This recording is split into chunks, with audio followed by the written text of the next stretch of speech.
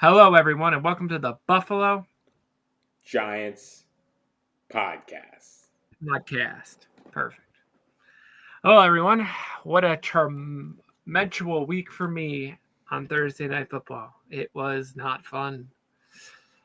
Quarterback got sacked 8 times. We have a lot to talk about with that game, and then we'll get into our fun new segments along with our Week 12 preview as always, and then we'll do our overview of our 32 Captains League that we promised you in the last episode.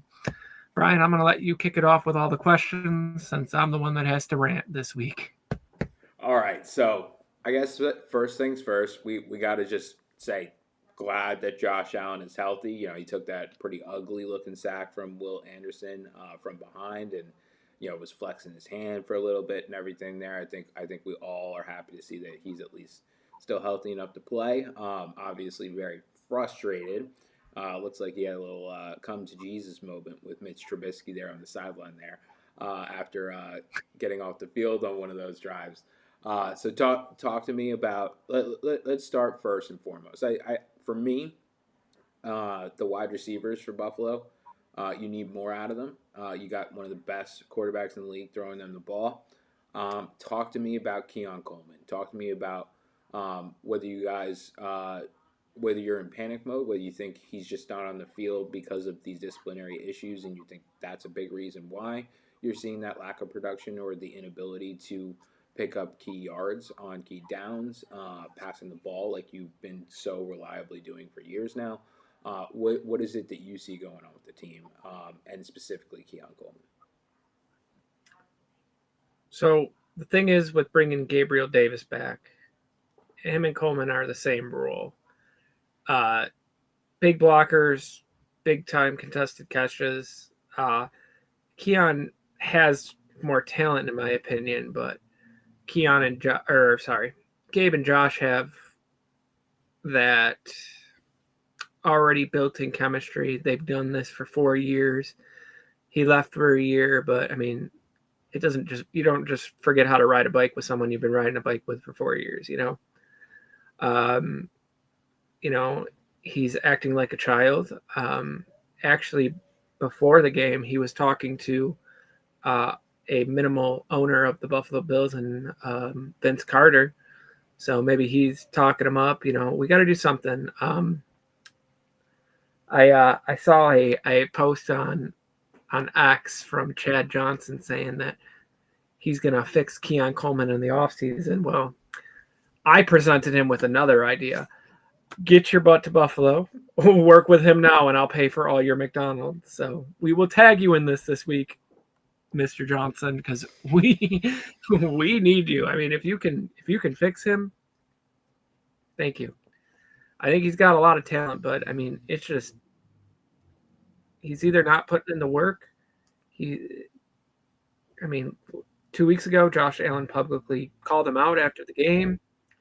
Then he's sitting and missing meetings. Like, I just think that Gabe Davis is going to fill his role for now, and unless there's more injuries, I think he'll continue to ride the bench. I don't think he would have done anything to help in this game. I mean, he doesn't get open, so they were manhandling our receivers all night. The only person that looked like they showed up to play was Khalil Shakir for pass catching wise. Dawson Knox, 2 ugly drops. That would have kept a drive going and another drive going. The receiving options are not there. Dalton Kincaid being down this week, huge blow to us.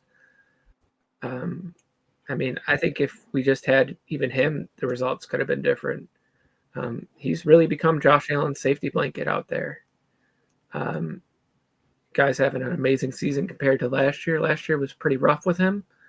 But yeah, Keon, unless things change real quick or he finds a new attitude, I don't think he's going to be here next year. I think it's going to be a Kyer Elam situation. Obviously, we spent a second round pick, but I mean, it was 3 picks into the second round. It's not like he was a late second rounder. You had first round talent got picked in the second round, but still, I mean, it's a hell of a fall of grace with Bills Mafia for him. I mean, there was only a few people that were very upset that I saw with the pick last year when we did take him.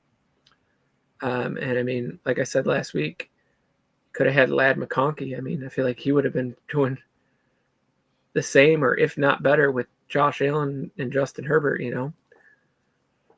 It's just he's not focused. And it's a damn shame because, you know, you worked your whole life to get to the NFL, and if you want to throw it away being a silly man, I mean, that's on you. I mean, we've had silly wide receivers that have also been very successful. I mean, look at Chad Johnson, very successful career, and he was a showman and a silly goose out there. I mean, it can be done.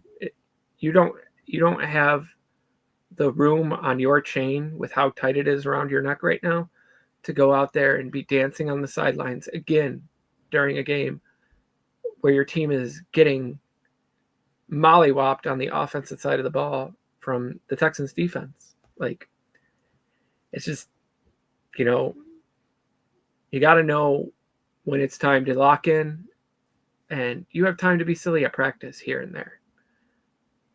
This is an NFL football game on national TV. You're making yourself look like a joke out there. You're in primetime football on Thursday night football. Very highly watched game every week, no matter who's playing. You can't act like that. You got to be a man. You got to be an adult. At the end of the day, you know, do I think he's going to change? No, I don't. I have zero faith left. But, you know, if he can change, I'm all for it.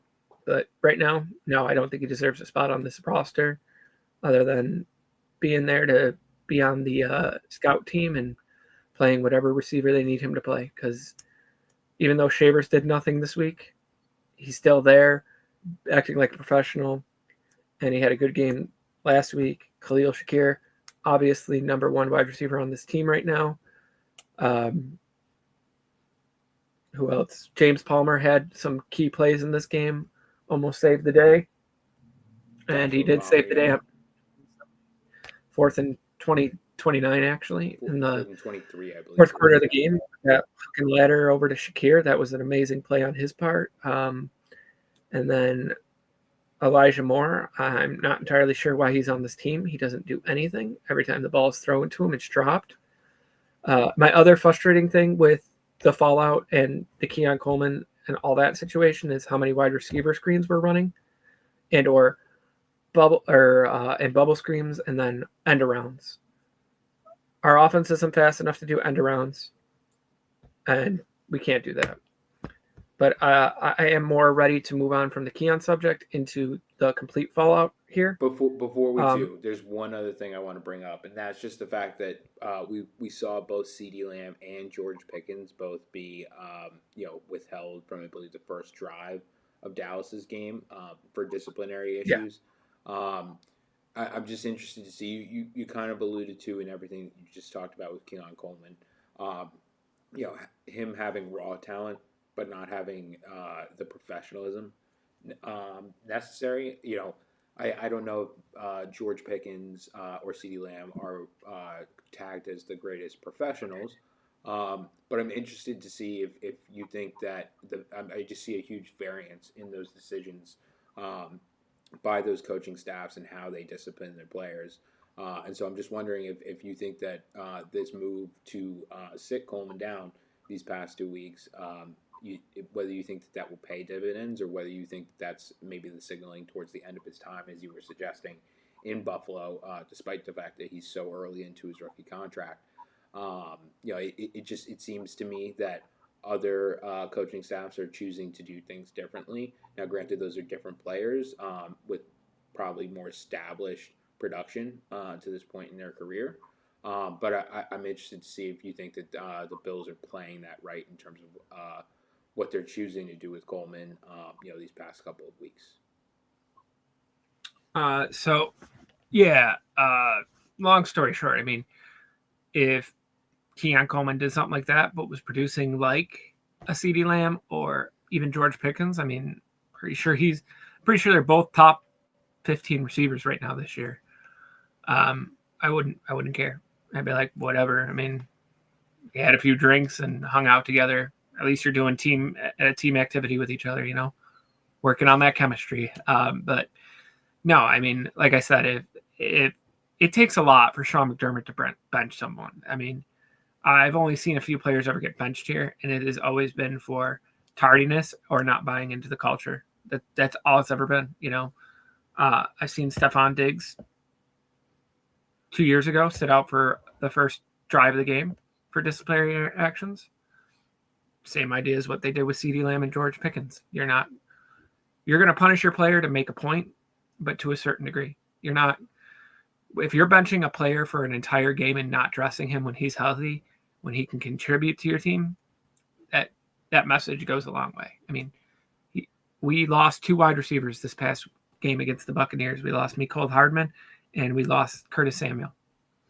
Granted, Mecole Hardman was here for a cup of coffee, and Samuel gets hurt after every play he's in. But I mean, if he's still sitting on the bench and you're going out there with 5 wide receivers and off a short week, that tells me that they're done. I mean, at the end of the day, it doesn't seem like there's hope. I mean, I wouldn't go into a game like if I was the coach or someone that was important on the team and made decisions. I would not have allowed that to happen because in case of injuries. Do I think he'll play again this year? The only way I see him playing is injuries. I could see him being dressed next week. I could also see the Bills picking up a wide receiver that gets on a practice squad or gets dropped. I mean, I don't think Sean McDermott agreed to part ways with the Saints. That would be a good example of someone who you would probably be looking for in the market. Well, I would have brought that up, but that isn't 100% confirmed yet. He's still on the team. They're working on contract issues. Okay. So I do imagine him becoming a Buffalo Bill, but no player has been claimed off waivers this year, so who knows? But it seems like a very Sean McDermott, Brandon Beane kind of move, bring in an aging wide receiver, kind of what we do every year. So I could definitely see that happening. But until that is a 100% confirmation that the Saints released him, I'm not going to think about it. But yeah, very Bills move to do, bring in an aging wide receiver that could be on his absolute last legs. Yep. That is definitely a move we do. But yeah, I just, I don't know, man. I really think he's done, barring massacre injuries. And I mean, we lost 12 players in this last game. We lost our defensive captain. Spencer Brown picked up an injury, which looked pretty big in terms of the offense and hampering production towards the end there. So arm in a sling. Looks like Ryan Van Denmark is going to have to play, which he is not good. So it could get uglier before it gets better. I will straight up admit he is not good. He has been one of the worst players off the bench the last couple of years for us. Well, the good news is that you don't have to play the Texans defense every week because my goodness was that a monstrous defense. And boy, did they play well in that primetime matchup. But I think that's plenty on Keon Coleman. The coaching staff's decision-making regarding his disciplinary action and all of that. Talk to me about what this means for the Bills in terms of coming up, the games that they have, their playoff outlook. I'm sure that they wanted to win this game. I believe it now puts them 2 games behind the Patriots in the division, if I'm not mistaken. And they do have the first head-to-head matchup. You do still have the second yet to play. So talk to me about the kind of what this loss means for the team and what you believe this means in the AFC, if this shakes up the picture at all for you, in terms of you still believing the Bills win that division, and if they do have to get the wild card, what the wild card record will need to be in order for them to clinch. All right. Well, with this loss, puts us at 7-4. Little room for error at this point. I would say pretty much we have to run the table against the Steelers, Bengals, Patriots, Browns, Eagles, and Jets. The good news is if we can get through Pittsburgh, we get into the month of December where Josh Allen is 16-2 in his career. 16-1 if you do not count last year's Jets game where he only played one snap. So the Winter Soldier is unbeatable in December for the most part. What we would have to look to pick up around us to happen is we need the Ravens and the Bills to beat the the Patriots. And then we just need the Patriots to drop one game and we're back in first. For our division, at least, the conference is a little murky at this point. Really depends on how it all falls. We got the Colts in front of us. We got the Broncos in front of us, the Patriots. Currently, the Steelers with leading their division. Ideally, I know this sounds crazy. You now with that win as well, right? So correct, they're at 6-5. Ideally, I wanted to, if it in a perfect world, I wanted to win this game in Texas, and then I wanted to lose to the Steelers, so the Steelers could keep their lead in the North, because I don't want the Ravens to win their division at this point. Another way of keeping them out of the playoffs, selfishly, but I'm not a Ravens fan by any means necessary. But now it's pretty much just go run the table and hope the Patriots drop the 2 games that they need to in the random game. I was really hoping Joseph Burrow would be back this week, but with Jamar Chase being suspended, I don't see hope there. So Patriots are just going to have a law game at this point where, hey, we won 8 in a row, we couldn't keep it going kind of thing. But yeah, that's pretty much the outlook on the division. Need those 2. We need that win against the Patriots. We need to sweep the Jets, and then maybe Miami could pull off a miracle against the Patriots, and it won't matter at that point, because then we would, even if we tie, we would have the overall edge because we'd have a better divisional record. It's kind of just where we sit, hoping for the best, but we also we need the Steelers win no matter what at this point coming up, because the Patriots lost to the Steelers, so that helps us too. But honestly, I think we're, with all the injuries where we're at, it might not be as fun a December as I'm used to. The defense is got no defensive tackles left that are healthy, that aren't from the practice squad. We just lost 2 linebackers, Matt Milano with another possible injury. He's day-to-day. Bernard's out for the foreseeable future. And that's tough because he was playing very well. Bernard. Joe Andressi will be starting this coming week at worst, which is a player from actual Buffalo, New York, and Buffalo University. So pretty cool to see him get some more playing time. Doesn't make me too nervous if Rodgers does continue to play, though, because I think that risk is going to hamper him. I would go with Rudolph for that game personally, but we'll see what happens this Sunday. But yeah, just the injuries are clusters every game, 5, 6, 7 people going down. That's not obviously on the Bills themselves, but I mean, at this point, with the last couple of years, we have to look to the strength and conditioning coaches and see if they're pushing them too hard, or something just isn't adding up with that entire situation. The way that things have been, we're approaching passing San Francisco territory of bad injuries at this point. Before we get to the coaching staff, I just wanted to talk about one more thing, and that is the run defense. The run defense seems to be very, very leaky at the moment. I believe it was 31st in the league coming into this game. Is that something that you are nervous about, given the fact that, in these clutch games and times in the playoffs, typically running the ball is so important and such a focus?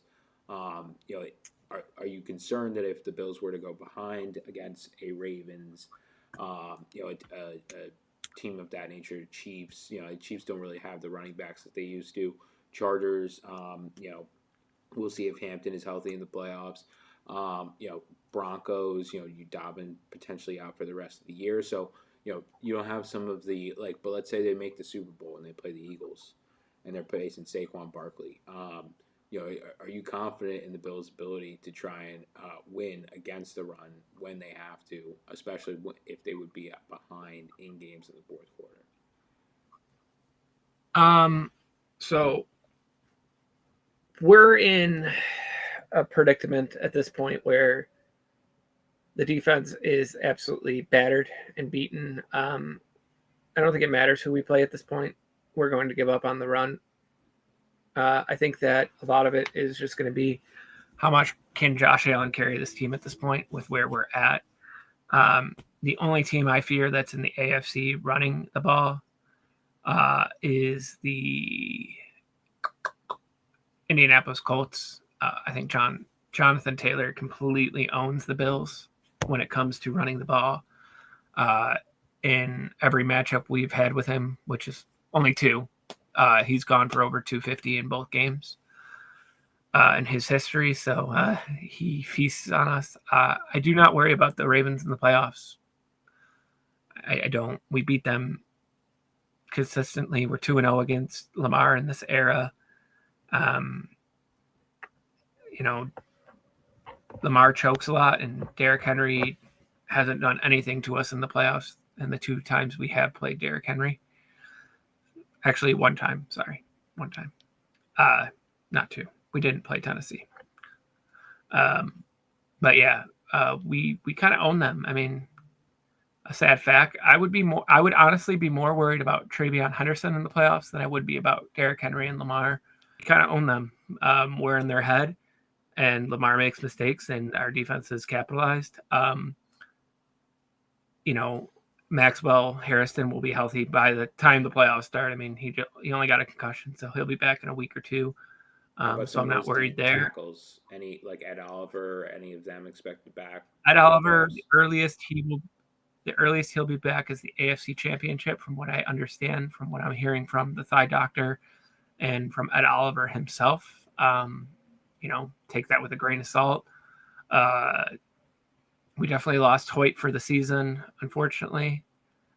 I think even if he was just here still, the team would be playing completely different defensively. But, I mean, I can't even really complain. I mean, we shut down the Texans in the second half. It's not like we can't do things well on defense. I think our biggest issue is we keep letting Bobby Babich, which is our defensive coordinator, call plays. I think we need to go back to McDermott calling plays. I think when McDermott calls plays, we're nearly undefeated. I mean, I don't know why we keep going away from that situation. I mean, I know Sean's busy being the head coach, but call the plays, man. You're a really good defensive coordinator. Like, even if we ever fired Sean, which if we do, we do, I would want him to be our defensive coordinator. Like, I think that he's amazing. I don't think he's the problem there. I think it's just the people that we continuously just hire from within. We don't ever look out to hire people. We always try to promote within, and that's great for culture, but we need to take a really good look in the mirror and be like, hey, we've spent the last 5 years chasing Kansas City, and we finally have a team that can beat Kansas City, but now there's new powerhouses coming up. Like, it can't always be about beating Kansas City. I mean, yeah, 9 times out of 10 they're there, but at the end, you have to think about the other 31 teams in this league. You can't just build the roster to beat one team. But yeah, playoff chances are very high still. We're at 91% to make it. The teams that we have beaten, we are in front of.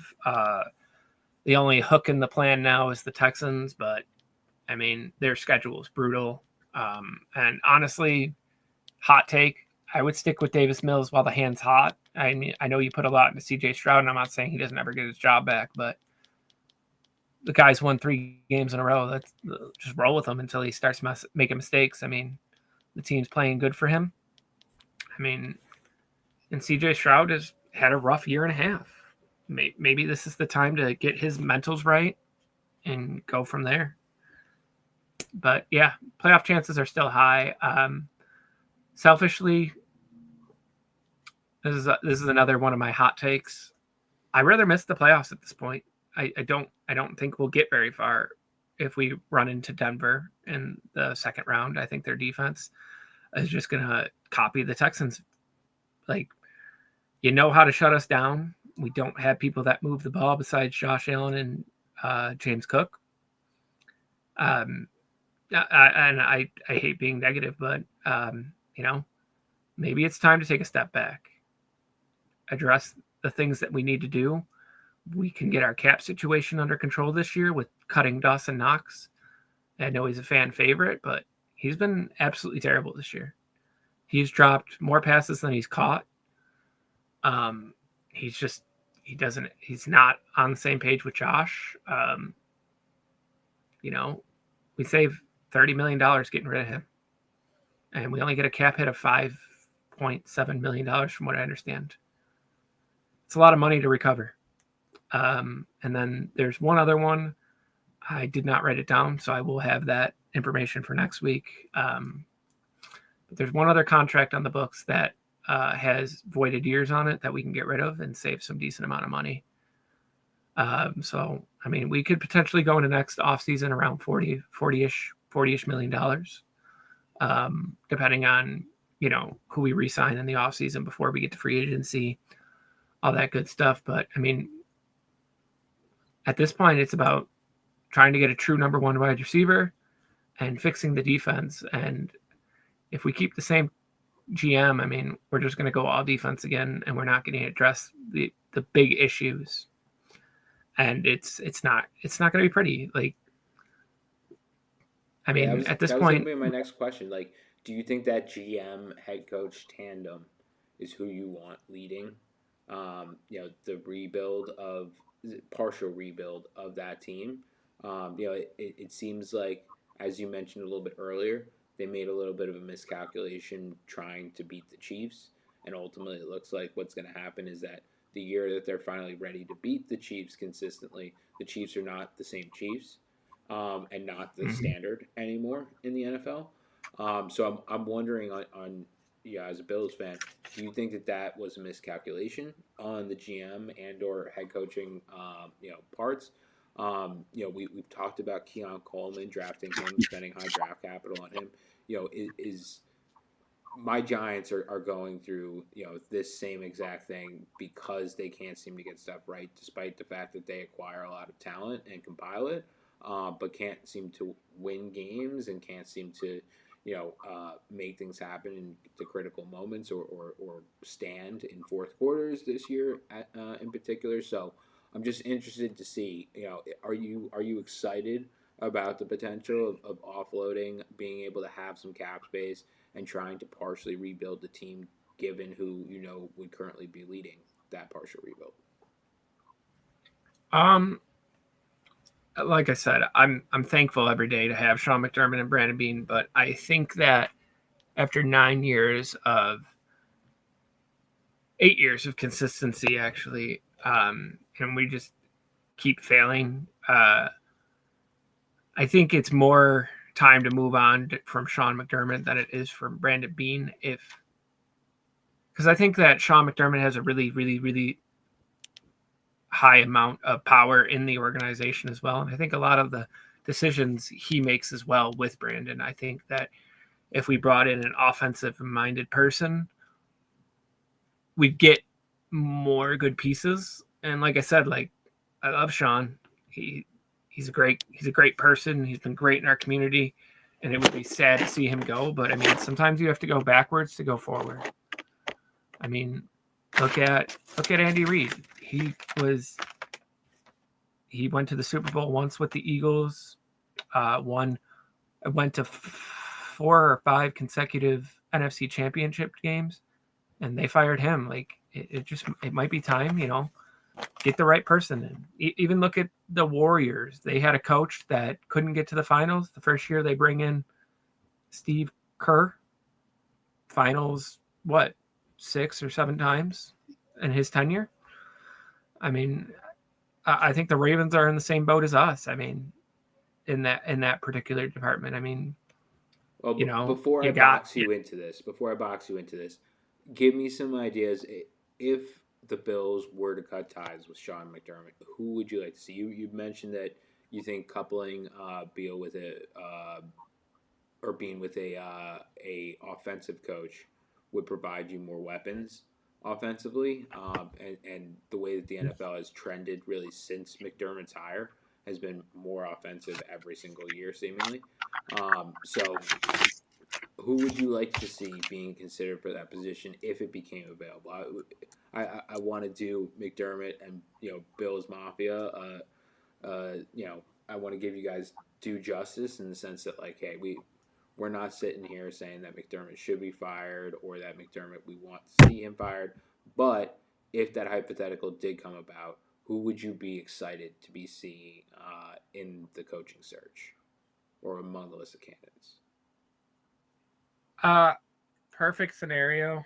I would like to see for the head coach, I would want either Kevin Stefanski. I really believe in him. I think he's just got a horrible, horrible, horrible hand in being in Cleveland and their owner being absolutely meddling. As far as offensive coordinator, I would like to see Eric Bieniemy come in. I think that guy got kind of blackballed. You know, did amazing things with Kansas City, and their offense really hasn't been the same without him. As far as if we were to move on from our GM, I don't know GMs really well. I only know the ones that get fired, you know. Um, I think Brandon Beane deserves a chance to run with an offensive person, though, at the end of the day. I just think Kevin Stefanski is going to be the best option available at this point. I would want nothing to do with John Harbaugh at this point. If he were to get fired this year from the Ravens, I think we have a pretty high chance of that happening with how the last couple of years have been for them. Other coaching options, I mean, hell, I would love a Sean McVay type person, but good luck. Last year we kind of lost out on that opportunity with not getting rid of McDermott last year, and the Bears getting Ben Johnson. Even Liam Cohen with how he's looked. I mean, I would have taken that. I mean, he's doing that with Jacksonville, and I don't really believe in Trevor Lawrence all that much, and he's kind of doing it. He's trying, Let me throw a name out there. How about Cliff Kingsbury? Any interest in him potentially? He kind of sandbagged in Arizona, took a year off, came back, did some great things with the Commanders last year in Jaden Daniels' rookie season. Obviously, the health of the offense has been suspect this year, but an offensive coach, go ahead. I would throw tires on that. Why not? I mean, he made Jaden Daniels look like a almost MVP candidate last year. I mean, he can't control injuries. Marcus Mariota's look competent out there. It's not like they're fielding the worst offense in the world. They're doing it. They've been doing it without Terry McLaurin for 90% of the season. I mean, they got players step up. Zach Ertz still playing at a very, very consistent level for his age. I mean, yeah, Cliff Kingsbury wouldn't be a bad idea. I just don't think the Bills would go there because he's been tainted with Kyler Murray, and I think he got a little bit of retribution last year with how good it looked. I mean, he didn't really have the midseason lull that he did every year in Arizona, that they were somewhat successful. I mean, yeah, he seems like he could be a pretty good idea. I'm just enamored with Kevin Stefanski. Like, that's the guy I want. I know that it wouldn't be the most popular pick, probably, just because he's been in Cleveland. But I mean, the guy made it work with multiple quarterbacks, and I mean, the last 2 years have been kind of rough. But I mean, injuries, losing Baker. I don't think he ever wanted to get rid of Baker. I think that whole Deshaun Watson thing is completely on the owner. This offseason, he kind of even alluded to that. So, yeah, I mean, I think most people understand that that's an organizational. It's the same thing with throwing the amount of money that they did at Myles Garrett to keep him there this past offseason.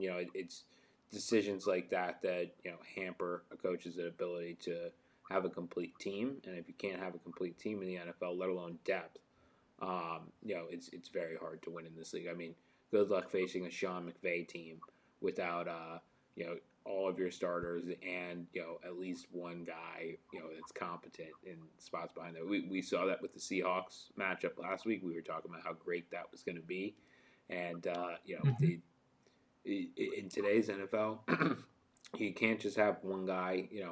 These guys like the Shanahan teams. I mean, heck, the San Francisco 49ers are playing with like 0 of their front 7, right? And they're still, like on the verge of making the playoffs in the toughest division in football. So, you have to find ways to make this work. I hear what you're saying about the coach and given more time to Bean if you were to replace the coach this year. It will be a talking point probably through the end of the season, especially if they end up missing out on the playoffs. I think that would be a pretty big eyebrow raiser, not only for Bills fans, if they but miss for the playoffs, the country at large as well. If they miss the playoffs, they're firing Sean McDermott for sure. There's absolutely no excuse for that, unless Josh Allen magically gets blown up and is out for the rest of the season. That he's getting fired. There's no doubt in my mind. Terry Pegula, he might be a crappy hockey owner, but with them opening a $1 billion+ stadium in 2026, this coming season, they are not going to allow mediocrity at this point. One last thing on GM and coach, and that is just talk to me about the trade deadline.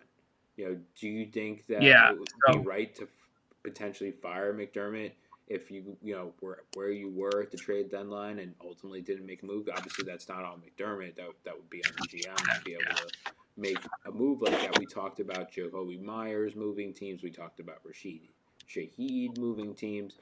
Both guys that I think Bills fans and a lot of NFL fans in general think could have helped that team a lot.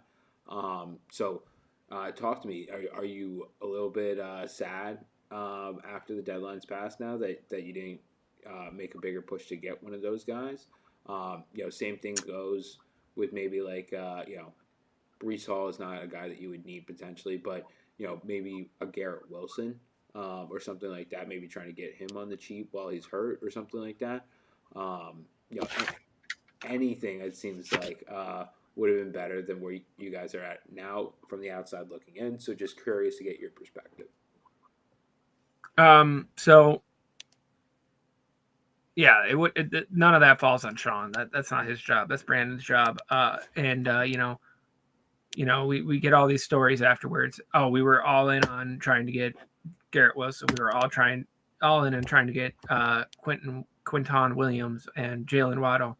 Well, you couldn't have been all in on Jalen Waddle because the report was literally if you had just given up your 26 instead of your 27, you would have him on your team already. Garrett Wilson, the Jets said he was untouchable. Full respect to that. Not going to kill you for that. Quinton Williams, it would have helped, but it doesn't hide the fact that we can't stop the run still. One player isn't going to make that change completely. We were kind of doomed from the injuries the previous 2 weeks before the trade deadline. I would have loved to see some players brought in more on the defense side than the offense side of the ball at this point, because if the defense can get a couple more stops a game compared to the 1 or 2 they've been getting a game this season, that gives Josh Allen and the offense a little bit more time to get it going. If deals can't be worked out, they can't be worked out. The only one that I absolutely would kill Brandon Bean on is the Jalen Waddle deal. Just give up the 26 pick. It's not like this upcoming draft is by far amazing compared to what 27 is projected to be. I'd rather have the 27 first round pick than the 26 at this point. You get Jalen Waddle, you're going to be picking at pick 28, 29, 30, 31, 32 area. At that point, does it really matter? No one's going to kill for those picks. It's not like you're going to be the first pick if you next year. It's just complete lack of knowing the situation where you are and what you need. Wide receiver is your biggest position of need. Do you also think bringing in a receiver like that at the deadline maybe would have helped to curb some of the disciplinary stuff or the behavioral issues that we're seeing with Keon Coleman? Maybe bringing someone in to be a true one and show him what. No, you still think that it would have worked out the way I he think sees Keon would the have been benched. goofball? I think he was going to be benched either way. I mean, we take our culture very serious here in Buffalo. Our coaching staff, no, they don't allow that kind of stuff. It doesn't matter. Josh Allen misses a meeting. He's sitting the first drive. Like, they do not care. No player is more important than the team. It's always been a saying. Trust the process, believe in the culture. We will get there. Super Bowl playoff caliber team. It's been the sayings every year that they've been here. They're very motivational coaches, but same idea like with Pete Carroll. How he used to be like, it doesn't matter who plays, we're going to win. Like, he's a culture guy. If the culture dies, it's done. I'm not saying we're there yet, but I mean, Josh Allen publicly saying, "What the hell are we doing?" That's something you've never seen in years past. Yeah. Josh Allen is very hard to get frustrated on the inside terms towards the team. Outside terms, absolutely. Josh Allen will get mad at anyone. But when it comes to Buffalo and the team doing things, he never is mad. So it's very, very strange, very eye-opening. I'm not saying he's a diva by any means necessary. It's Josh Allen. He's the franchise. Whatever he wants, he should get. I mean, if he wants Sean gone, all right, do it. He wants Brandon Beane gone, all right, do it. He wants Keon Coleman gone, absolutely. Whatever it takes to keep him happy. It's not like he's like Aaron Rodgers towards the end of his Packers career, demanding. Like, I think Josh Allen should have the highest input on the team. He literally is the team. I think James Cook deserves a lot more respect than he gets. I think that, even Bill's Mafia dog walked him all off season because he wasn't practicing. Like, the guy's literally keeping our season alive with Josh. It's been on their shoulders. You lost our defensive captain week 1 in Milano, Bernard. Again, the other captain of this team down. We need to do 3 things. We need to figure out what we're going to do. We need to get a whole new coaching staff inside the training and conditioning coach. Like, that whole room needs to be replaced because every year we are going through this. And we need to get players that aren't fragile. Milano, love him. He's gone. He ain't coming back. He's done. Not that he's hurt this year, but we're done. You've played 8 games in 4 seasons. That's not winning football. That was the other contract, by the way. I just don't have the numbers. But he's gone for sure. He's done. Bernard, love the guy, but he can't stay healthy. He's hurt every year. Same ankle every year. Let's get the right surgery to fix that problem. Do something. It's just consistently the same good players going down. I mean, how is that? Like, what are we doing wrong? What are they doing to their bodies that is stressing their bodies out that they're always in this fragile situation? Matt Milano, I get it. I mean, the guy's just put his body on the line. I mean, he's 32 years old. That's understandable. But Terrell Bernard's 26 years old. He shouldn't be getting hurt after every play. But I'm kind of done talking about the Bills for now. I'm ready to move on to our more fun stuff. Perfect. Well, let's wrap our conversation here on the Bills, and when we come back in a couple of seconds, we will talk our fantasy bit here. We'll do keep 4, cut 4 running backs. We'll do our locks of the week, and we'll do our sit starts for the Week 12 matchups. Moving on to my new favorite segment that we came up with is keeping 4, cutting 4. So, Brian, I have a very challenging one for you. You don't know anyone on the list. So keep 4, cut 4. Pick 1, Brandon Jacobs. You got to give me all 8 so I can evaluate like if I'm keeping or Oh, no, no, no. cutting. You only get one at a time. Oh, I You only only get get one one at at a a time time. to pick. And is this for like rest of Yes. season? Is it for like this week only? What's the Career call wise. here? Career wise. Okay. Career wise. Okay. All right. Josh Jacobs, I'm gonna have to go keep there. You're going to keep him? Okay. The next one on the list is Brian Westbrook. Ooh. You're asking a Giants fan, number one. So I think out of pure spite, I have to cut. Uh, yeah, I'll go with cut there. All right. Your next one is Thurman Thomas. Mm. Mm. Two-time NFL MVP. I know, but I don't know who you're gonna say after it, and that's what makes me nervous. I'm gonna go keep there. I'm gonna go keep there. Okay. Next one is Tiki Barber. Above average Oh running back, man, I almost love Hall I of Fame love worthy. me some Tiki Barber, man. But do you love all the fumbles? Yeah, he got better about that later in his career. Um, Yeah, but I'm still, I'm gonna the have to same I'm gonna career. have to go cut. I'm gonna have to go cut just from a mere standpoint of playoff success. So we got 2 keeps, 2 cuts so far. We got Brandon Jacobs being kept and Brian Thomas. Brian Thomas. Thurman Thomas being kept. Brian Westbrook being removed and keeping Tiki or cutting. No, we're gonna cut Tiki as much as that hurts my heart as a Giants fan. I just don't know who you're gonna say afterwards, and I have to believe that you're All gonna right. say 2 names better than Tiki Barber. So, We have Corey Dillon next. oh boy, Above average. I would go cut here. I want to say his most productive time came on the Patriots when he was playing with Brady and in a very high powered offense, or the ability to be very high powered. I want to say this was still when they were resting on their defense and pre Randy Moss Yep. and pre Gronkowski. So he was a His important last year, part. he got 1 year with Randy and lost in the Super Bowl To my G-Man, yeah. to the New York Football Giants. Yes, All right, so we're yes. cutting Corey. Yeah, I would cut Okay. him. Yeah. All right. Next one's controversial for personal reasons, but amazing superstar nonetheless. AP All Day Peterson. Oh, keep a billion times. This is one of my favorite players, maybe to ever play in the NFL. His seasons in Minnesota were some of the most storybook I feel like you will ever see watching football. It's very, very rare to see one man carry an entire offense and an entire team.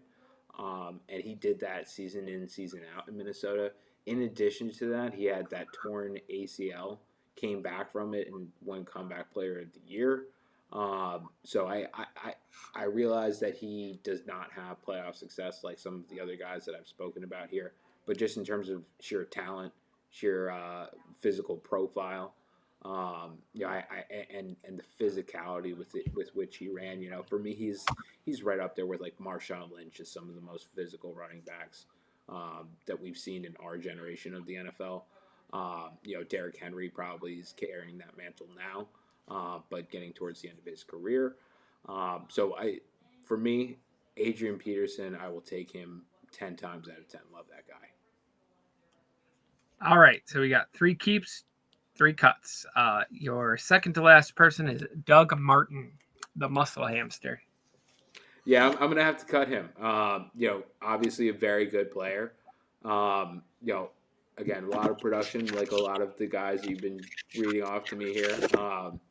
But for me, just I don't know who you're gonna say last. I feel like I may regret saying cut here, depending on who you rattle off, and the fact that I'll be I don't think forced you're to going to keep regret them. it. You actually made the right choice. The final keep for you is Sean Alexander. Well, then I made the right decision. Hey, no, Sean Alexander. I mean, what wasn't 2000s, man. correct? Yeah, I was just gonna say not necessarily like the most upfront in my eyes, but obviously I believe it was with the Seattle Seahawks, right? Am I mistaken on that? Yep. Obviously great player. I would say he was one of the guys who carried that franchise when it first started to get to the Pete Carroll, Russell Wilson, Marshawn Lynch. I'm saying like that was the trajectory of the Oh yeah. franchise was Yeah. him Yeah. getting it started and kind of being a platform for all of that success to come. In the years Yep. afterwards. So, I think in some ways it allowed the Seattle fan base to grow and become established within the NFL. So Yeah. I give that guy a lot of respect. Again, another guy who probably doesn't have the playoff success of some of the other guys even we've said on this list based on where they were at. But in terms of talent profile, not mad one bit that I'll be keeping Sean Alexander. Oh yeah. I think the only place he really screwed up, and I know you kept him because he's a giant, but I would have kept Westbrook over Brandon Jacobs all day. But I like Westbrook. I honestly would have kept Tiki Barber over Brandon Jacobs, to be honest. I think Tiki Barber is the better of the two players. Yo, But one has rings. Brandon Jacobs, he provided something that the Giants absolutely needed to beat one of the best dynasties probably in NFL history. And so, Yeah. for that, the legacy aspect of that, um, you know, playoff success means something, and especially winning Super Bowls means something. And that's something that he has in spades. So I realize that he's not maybe as talented as a Brian Westbrook, but his physicality is far superior, and I think that evens out a lot of that conversation, and then it becomes just a matter of who's got the silverware, right? So, All right. Well, I will let you start your starts of the week. You can go first. fantastic. Okay, so we're going to move on to our fantasy starts and sits of the week. We're going to give you a quarterback, a running back, a tight end, a defense, and a kicker. We're just going to go through these one by one. Let's start with the sits, James. I'm going to start with my QB start of the week. It's going to be Matt Stafford against the Tampa Bay Buccaneers this week. I think that Baker and Ibuka are going to put enough points on the board to make the Rams want to put up about 27 to 33 points. I think that they're very capable of doing that with Devontae Adams, Puka Nacua, Kyron Williams all on the field. So I like Stafford. He's been hot during the middle part of the season here. So I look for that to continue against the Bucs today. Who do you got for your start of the week at quarterback, James? I went with Jacoby Brissett just based off they're going to get behind quick. He'll be throwing a lot, and I view him as a very good fantasy quarterback for the rest of the season. I mean, he's proven that he can get points. He can throw touchdowns, and I think it's going to get even better when Maserati Marv gets back. I completely agree with you. Once Marvin Harrison is back, I think you can see his numbers get even better. Potentially, they will probably get Benson back there in the next couple of weeks as well, so that may eat into the number of passing attempts once he's back Yep. and integrated into the offense. But definitely for this week, Brissett, he does have the Jaguars at home this week, but that is James' QB start of the week. We're going to move on to running backs. My running back start of the week is going to be Rico Dowdle of the Carolina Panthers going to San Francisco and a very, very beat up front seven of the San Francisco 49ers. The San Francisco 49ers, I don't know if they're going to be able to stop the run. They have not demonstrated to me in recent weeks that they can stop the run effectively and consistently. And, Carolina's got two running backs that can make this happen. But Dowdle has really been rising to the top this year. I certainly think that Dowdle could get 100 on the ground in this one. I think that they give him minimum 16 carries, probably closer to 20. And if he gets to 20, I will be very, very surprised if he does not get to 100 yards. Really, just the question is how many of those carries is Hubbard going to siphon from him? But they've been a run first offense this year. They've been, other than this past week with Bryce Young throwing for franchise record 446 yards, they've been relying on that run game, and I think that they're going to have to do so again on Monday night in prime time in San Francisco. I think they got to control the time of possession to have any real shot of winning that game. There's just so many offensive weapons on the 49ers that they're going to have to try and combat in order to win that game. So Rico Dowdle of the Carolina Panthers, my running back start of the week. James, who do you got? I'm going with K9 Kenneth Walker. He's playing the Titans this week. I don't usually believe in him too much, but I mean, he's been proving me wrong the last couple of weeks. Had a pretty good game, all things considered, against the Rams. 75 rushing yards, and then 30 receiving yards, so over 100 yards. It's pretty dang good for him. I think that they are starting to pull carries from Zach Charbonnet, surprisingly.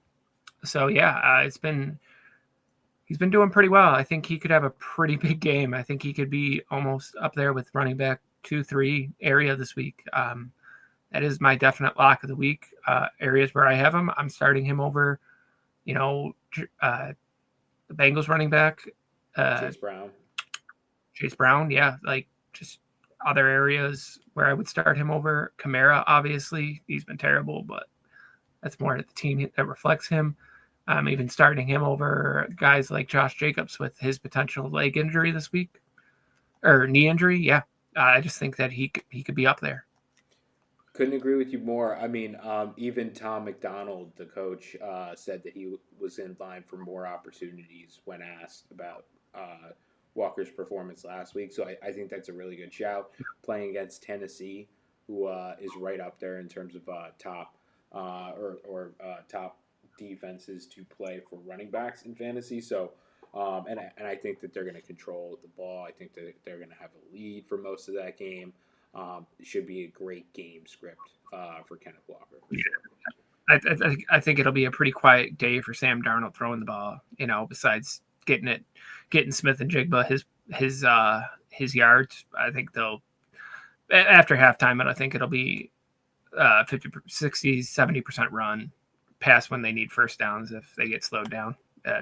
It'll be a let's get out of here healthy kind of game for them. I think they're also going to try and get Shaheed going post trade. I think they're going to try and get him acclimated to that offense and try and make a point to do so. But like we said, I think the game script is going to be very favorable in the second half for Walker to get a whole bunch of carries and put up some good fantasy numbers this week. For sure. Wide receiver start of the week. I've got Olave of the New Orleans Saints. This seems like a smash all season long for Olave, so long as he's going to be on the field healthy. I don't care if it's Shuck. I don't care if it's Rattler. I don't care if it's what's his face, the tight end Taysom Hill. I really don't care who's throwing the ball.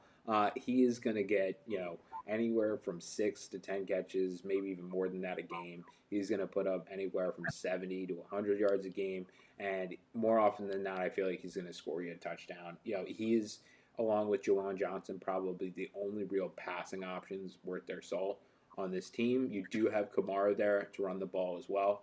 But this week, they have the Falcons at home. The Falcons obviously have lost some offensive pieces, and Penix getting hurt and will be out for the rest of the season. Drake London week to week with a PCL injury. So you don't expect for them to be quite as offensively, the same offensive firepower that they normally have. But that should mean that Olave and that offense can stay in this game, that they can keep that Falcons defense honest by running Kamara and going play action to Olave and to Juwan Johnson. I think that that's the best recipe for success for this offense, not only in this game, but basically for the rest of the season with the pieces that they have. So I really like Olave, wide receiver one this week and every week that the Saints have a game from here on out. Absolutely. I completely agree with you. And, Falcons wise, they're going to, if they get behind, they have to throw the ball. And with Drake London being out this week, they're not going to be able to keep up. So yeah, I mean, as long as Shuck is locked in, we should be good to go there. My wide receiver lock of the week, I'm going George Pickens. I think the Cowboys are going to have a very good game. I think they've looked really well, and I think if the Eagles' offense continues to struggle, and that new look Dallas defense keeps up what they're doing, I think it could be a very good elite matchup there. And I think George Pickens is by far the best wide receiver 2 in the league at this point. I think he's leaps and bounds better than T. Higgins. I have a lot of faith in him, and I don't think the Eagles cornerbacks can keep up with both amazing wide receivers over there.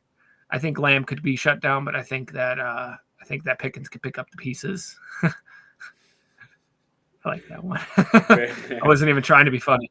Very good. But yeah, no, I think he's going to have an amazing day. Look for him to have like 8 catches, 150. Very good. So I'm going to move on to our tight end starter, or my tight end starter of the week. Mine is going to be Brock Wright of the Detroit Lions facing my New York Giants. My New York Giants, they don't really like stopping anyone this season, particularly in the fourth quarter, but anyone at all. Doesn't matter who you are. You could be, a high school team. They'll rush the passer. Brian Burns will sack you a couple of times, but those are probably the only things that I expect out of a Giants defense at the moment.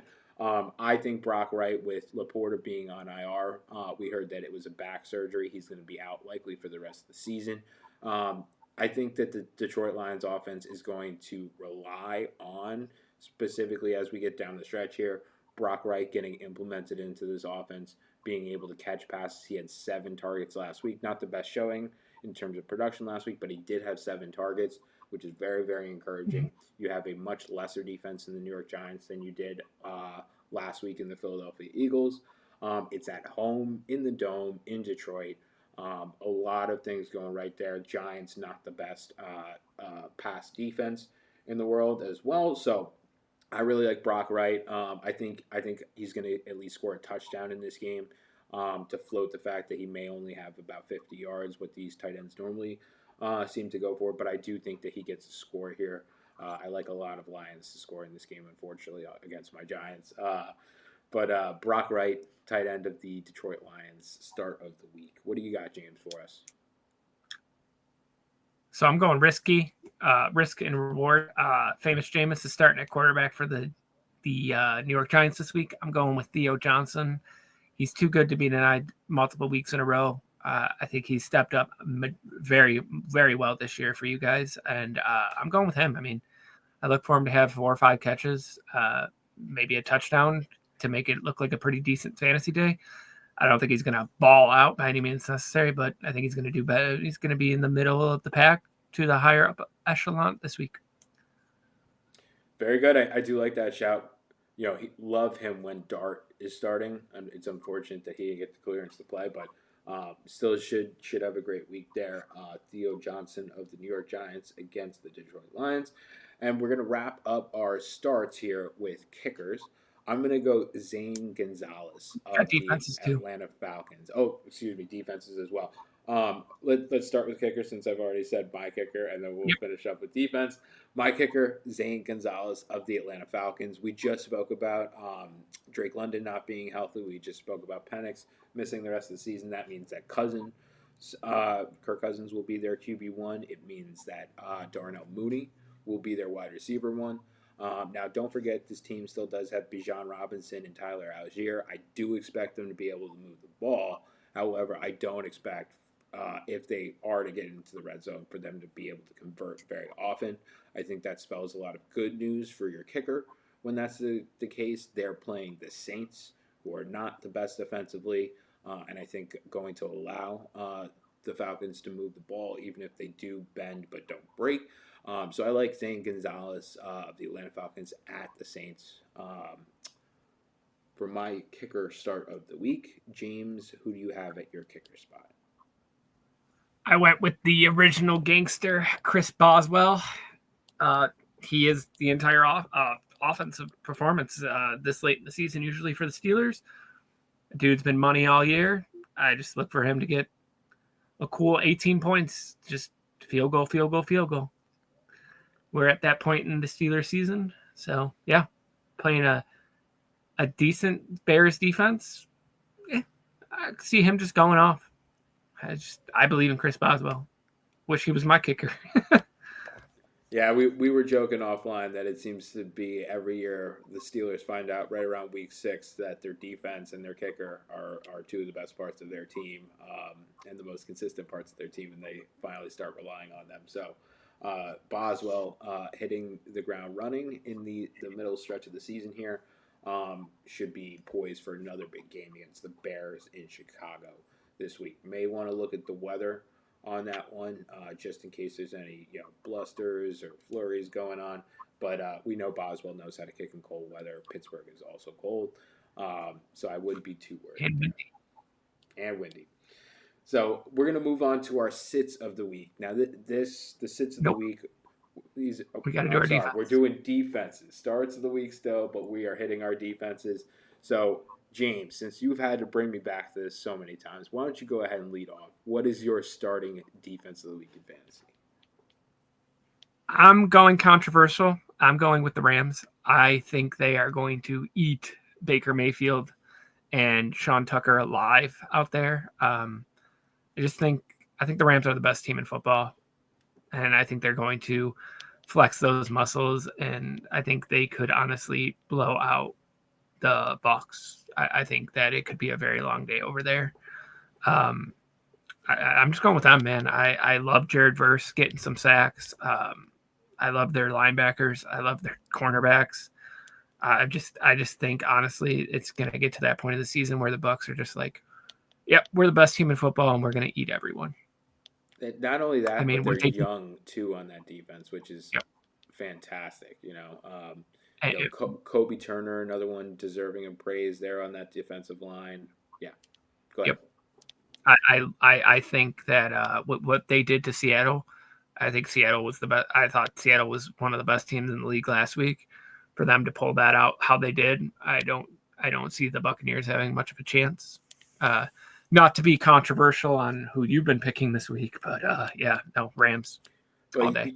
You do have Godwin potentially coming back, limited in practice all week, questionable going into Sunday. So we'll see if he does make a return and whether that does make any impact. First week back from a fibula injury, I wouldn't be betting on that. And certainly if he's not up to his normal self, Ibuka's going to have a lot of work to do. Sean Tucker's going to have a lot of work to do, and Baker are certainly going to have a lot of work to do. But for me, my starting defense fantasy-wise this week is going to be the Jacksonville Jaguars. I do realize they are starting against your quarterback start of the week in Jacoby Brissett. However, no Marvin Harrison Jr., as we discussed as a part of that bit right there. This same defense faced Justin Herbert and the Chargers last week and held them to 6 points. So I have a lot of confidence that they're going to be able to go on the road and have a similar performance. Arizona, not the best on the ground game at the moment, running with Bam Knight and Michael Carter, with Trey Benson still out. The Jacksonville defense, particularly against the run, is very, very good, very, very physical. So I expect them to be able to make this a one-dimensional game. And when they do make it a one-dimensional game, able to stick on guys like Michael Wilson. I do expect Trey McBride to have quite a good game. It's very difficult to keep him quiet. But I find it hard to believe that Jacoby Brissett and Trey McBride, that tandem is going to single-handedly beat the Jaguars. I think that they're going to be able to limit everything else in the areas that they need to and potentially get to Brissett or get enough pressure on Brissett to cause a couple of turnovers in this game. I see this game going somewhere in the region of 27 to 21 Jaguars, but I'm thinking that the Jaguars are going to get a turnover or two to balance out the points given up. All right, well, I'll take the lead on the sits of the week. We're doing quarterback, running back, tight end, kicker, defense. But my QB sit of the week is Baker Mayfield. I've already covered the Rams. I think it's going to be an ugly day for them. Mbuka has slowed down immensely compared to the start of the season. The offensive line injuries keep stacking up. I don't think Sean Tucker is going to be able to reproduce what he did against a run defense like the Rams when the Bills have the 31st ranked run defense. So yeah, I don't think it's going to be good. I think Rachaad White's going to get eaten alive as well when he gets the ball. I don't think it's going to be the Buccaneers' week by any means necessary. I But go completely ahead and agree read. with you there. Yeah, so my QB sit of the week is I'm going to be true to my start of the week defensively pick, and totally contrary to your start of the week from the QB perspective. I'm going to go with Brissett as a sit for this week. I do realize that he's had quite a good couple of few weeks, averaging over 40 pass attempts a game, and putting up quite a few yards, along with quite a good set of fantasy performances. But I think that all comes down today. I think that you saw Michael Wilson have the game of his life last week, and I seriously question as to whether he's going to be able to put up a similar performance. Greg Dortch was productive last week, had not been productive for many weeks prior to that. I question whether he'll be consistent enough to have another decent day today. I do expect that the Cardinals are going to be behind in this game and need to be throwing a bunch. So that does speak to Brissett still continuing to get the volume. However, I just don't think that he's playing quite the same defense this week as he's seen the last couple. And I certainly think that the Jaguars are going to be able to limit his output. So I don't like Brissett this week. I could easily see a couple rushing scores in this game. And any TDs potentially going to Trey McBride. I don't know if Michael Wilson is going to be able to get into the end zone this week. Same with Greg Dortch. It would probably have to be a busted coverage. If I do see that happening, based on what I saw against the Chargers the week before and their ability to limit Ladd McConkey and some other wide receivers of much better quality. So that Brissett, my sit of the week for the quarterback position. All right. Moving on to the running backs. I have Sean Tucker. It's not all Buccaneers picks. Just going from 31st ranked rushing defense up to about number 5. Yeah, I don't think he's doing that again. Performance of a lifetime for him. I don't think he'll ever do anything like that again anytime soon for the Buccaneers, with Bucky Irving hopefully coming back next week. Been saying that for 3 weeks, though. Who knows? But yeah, no, I don't think the kid's going to even get over 40 yards this week. I don't think he'll have a touchdown. I think any touchdown that's going to be rushed this week is going to be by Baker Mayfield. If anything, they've been loving those goal line runs with him lately. So yeah, no, Sean Tucker, I am absolutely benching and putting him far in the box this week. Yeah, no, I couldn't agree with you more. My running back sit of the week is Rachaad White. So we're all over this Bucks offense in this against that Rams defense. Rachaad White, probably projected more than Sean Tucker in your leagues. If you watched the game last week, he was basically benched after halftime for Tucker, and Tucker went buck wild in that game. So I'm not even confident that White is going to remain the 1A this week and until Bucky Irving gets back. But even if he was, that matchup is one of the worst in the league. And like you said, I wouldn't be surprised if on a short yard situation, they go with a QB sneak or a Baker Mayfield run rather than going with a Rachaad White or a Sean Tucker.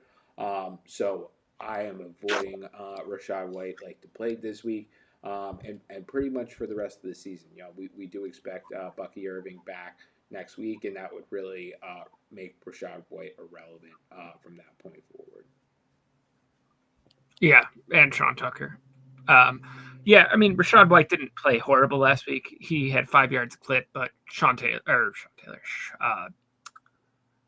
was just by far the hot hand last week.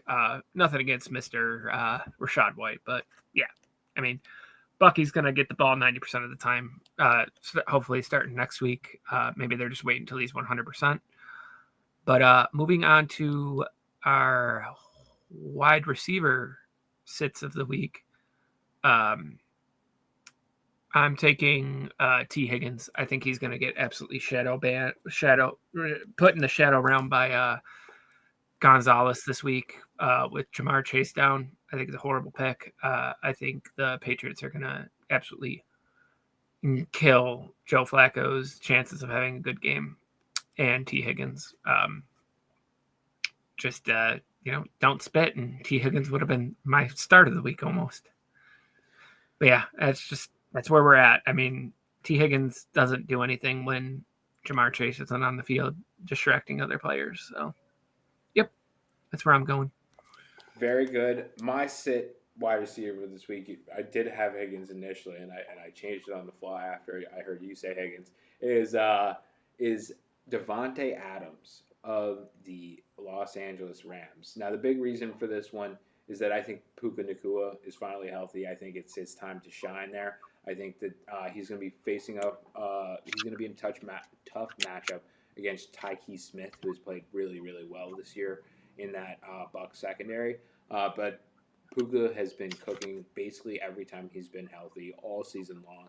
I expect for that to continue. I expect for Kyron Williams and Blake Corum to be getting some of the runs inside of the 10. Blake Corum averaging about 10 carries a game the last 3 to 5 games. So, and then Kyron Williams continuing to produce as he always does. I've seen them started to Terrence Ferguson and some of the tight ends, giving them a little bit of love in recent weeks as well. Devontae Adams is primarily the red zone target for this offense. He does step up and produce a little bit more when Puka is hurt, but he's mostly the red zone target. I don't see them needing Devontae Adams this week. I certainly could see him scoring a touchdown, but I think that you would be better served going with potentially even like a Darnell Mooney of the Falcons, who's just going to have he's going to be a PPR cheat code this week. He should get 10 or more targets, and I think that what yards he's able to put together, especially if he's able to put together a score, could be more valuable and produce better than a guy like Devontae Adams this week. That's actually not a bad suggestion either, because Kirk Cousins has when he did play, he had a very good relationship with Darnell Mooney in the passing game.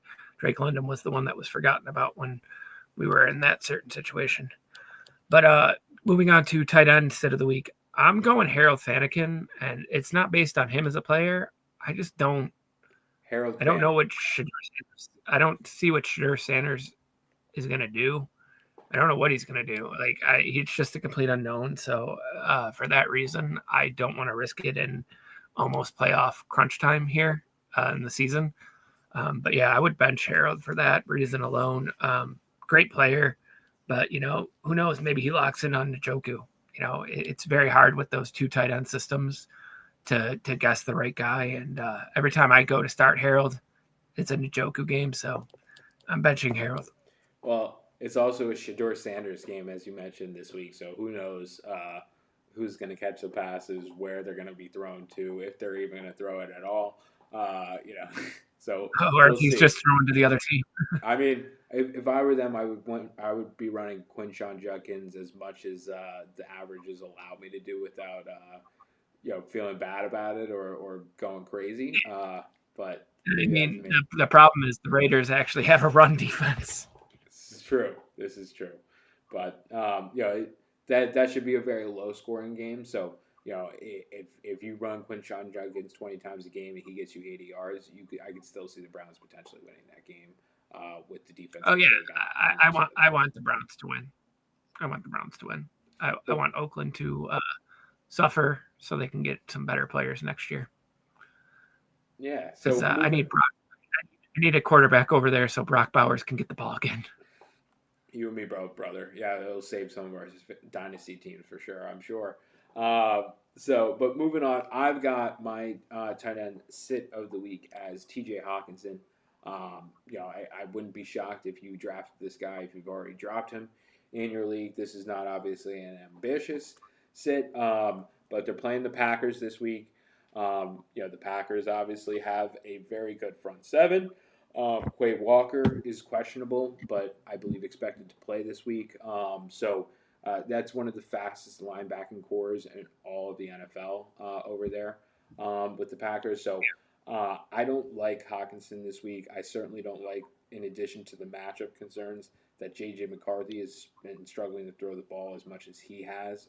In addition to that, I certainly think that there are better pass catchers on this team in Justin Jefferson and Jordan Addison. Um, and at times, you've even seen guys like Jalen Naylor splash as well over a Hawkinson, big game. So I continue to not like Hawkinson this week. If you were looking for some alternatives to him, Theo Johnson, James's start of the week would be a really, really interesting option. Brock Wright should be available in your league as well. My tight end start of the week. So I would look in those directions if you were otherwise going to be starting Hawkinson against the Packers this week. And another great tight end to run this week would be Hunter Henry. That would have been my other lock of the week. If He plays he's available in your league, you should be picking him up and stashing him. He was very good to start the season. Has cooled off a little bit lately. Booty is coming back into that lineup this week, so there is another mouth to feed coming back into it. You do have Stevenson entering in to add to Henderson in that backfield as well. So there may be a little bit of instability with that, but Hunter Henry, model of consistency. That guy's going to give you about 7 points every week that he doesn't get a touchdown, and he's going to give you close to 15 every week that he does. So moving on to kickers, I took Joey Sly. I don't think the Titans are going to score a single point. Nothing more to cover. I think the Seahawks. Think that they'll get some garbage time stuff, but to your point, maybe they get touchdowns in garbage time, and those are just extra points, and you're talking about a sub-5 game from Joey Sly. Yeah. My kicking sit of the week, and we will come back to defense. We skipped that again in this one. My kicker. Defense. Okay, kicker sit of the week. For me, Matt Gay of the San Francisco 49ers. Matt Gay was just cut from the Commanders a couple of weeks ago, signed to the practice squad of the 49ers this week, and elevated to the active roster because of an injury to Eddie Pinheiro, their kicker, who they got after cutting Jake Moody. Jake Moody early on in the season. So I don't like the fact that Gay was not doing well enough at the Commanders to stay. I don't like the fact that he moved across the country during the course of the week. I don't like the fact that he's on a completely new, different team with a completely new, different unit, and that he's going to have to be kicking field goals. The best part about him is that he's in San Francisco this week, so you expect the weather is probably going to be good.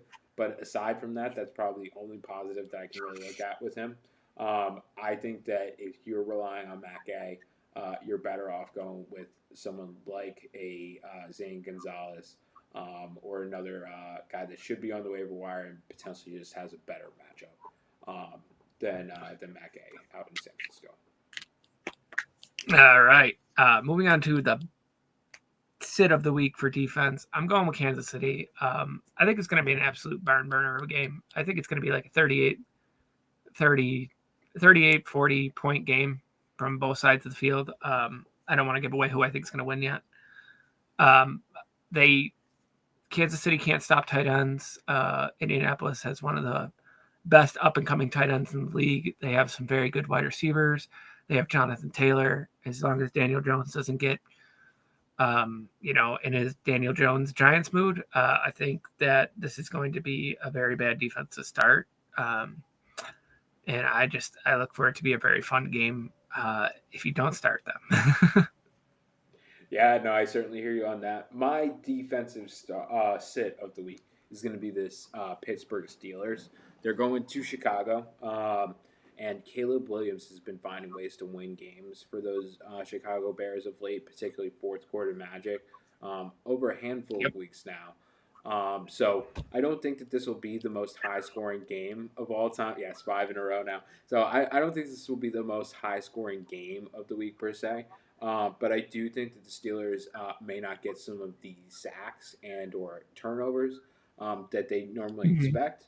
And I certainly do think that the Bears will do things like run DeAndre Swift and Kyle Monangai a little bit more to ease some of the pressure on Caleb Williams, try and control the clock a little bit more. With Rodgers being questionable for this game, that throws a lot of variability into the quarterback position for the Pittsburgh Steelers. If Rudolph starts this game potentially and doesn't play nearly as well as he did last week, you could be looking at a situation where they may not be able to stay on the field offensively, and the defense could get tired by getting stretched out, by playing a lot of plays, and having a big time of possession deficit in this game. So love the Steelers personnel. Don't love them for this week being in Chicago. Very much agreed. I hope Caleb Williams has a big game because I like Caleb. But, Bills wise, Steelers winning would be ideal. Keep a stranglehold on the North. But, either way, I'm happy at the end of the day. I like Caleb. So. All right, everyone. So we are back and about to go over the Week 12 matchups. I'm going to start with the matchup of the week for me personally, and that's going to be the Colts versus the Chiefs. This is a must-win game for the Chiefs. They dropped a game in Denver last week that they pretty much needed to have there. At this point, they're getting dangerously close to having to win out in order to even just try to make the playoffs as a wild card. Given the record of the Broncos in front of them as well as the Chargers in their own division. So this should be an absolutely great game. I certainly look for Rashee Rice to step forward in a big way in this one after getting covered pretty good by Denver last week. Should be a really good test for Sauce Gardner post-trade to see how good he can be and whether he's going to be worth 2 first-round picks.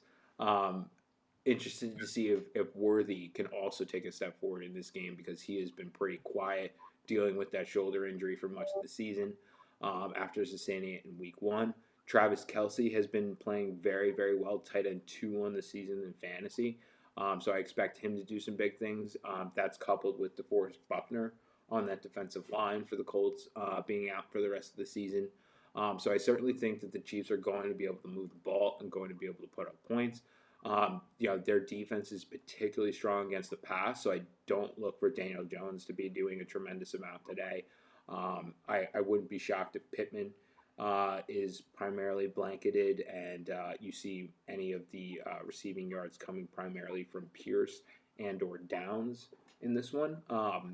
But I think we all know the recipe for success here for the Colts, and that is Jonathan Taylor, getting 20-plus carries, getting anywhere from 100 to 100-plus yards, and 1 or more touchdowns. I think that's the recipe for the success for the Colts. I think they're going to have to do that in order to win this game, particularly on the road in Kansas City in a cold environment.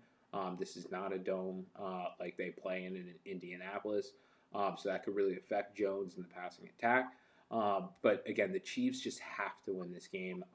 I wouldn't be surprised if it's a shootout. I also wouldn't be surprised if both defenses play well. Potentially the weather plays a difference in this game. And it ends up being much closer to 21-17. But I think we are all hoping and expecting for a 31-27-ish type of a game. And I think that will be certainly the highlight of everyone's week if it does go that way. I do have the Chiefs winning this one at home in front of their home fans.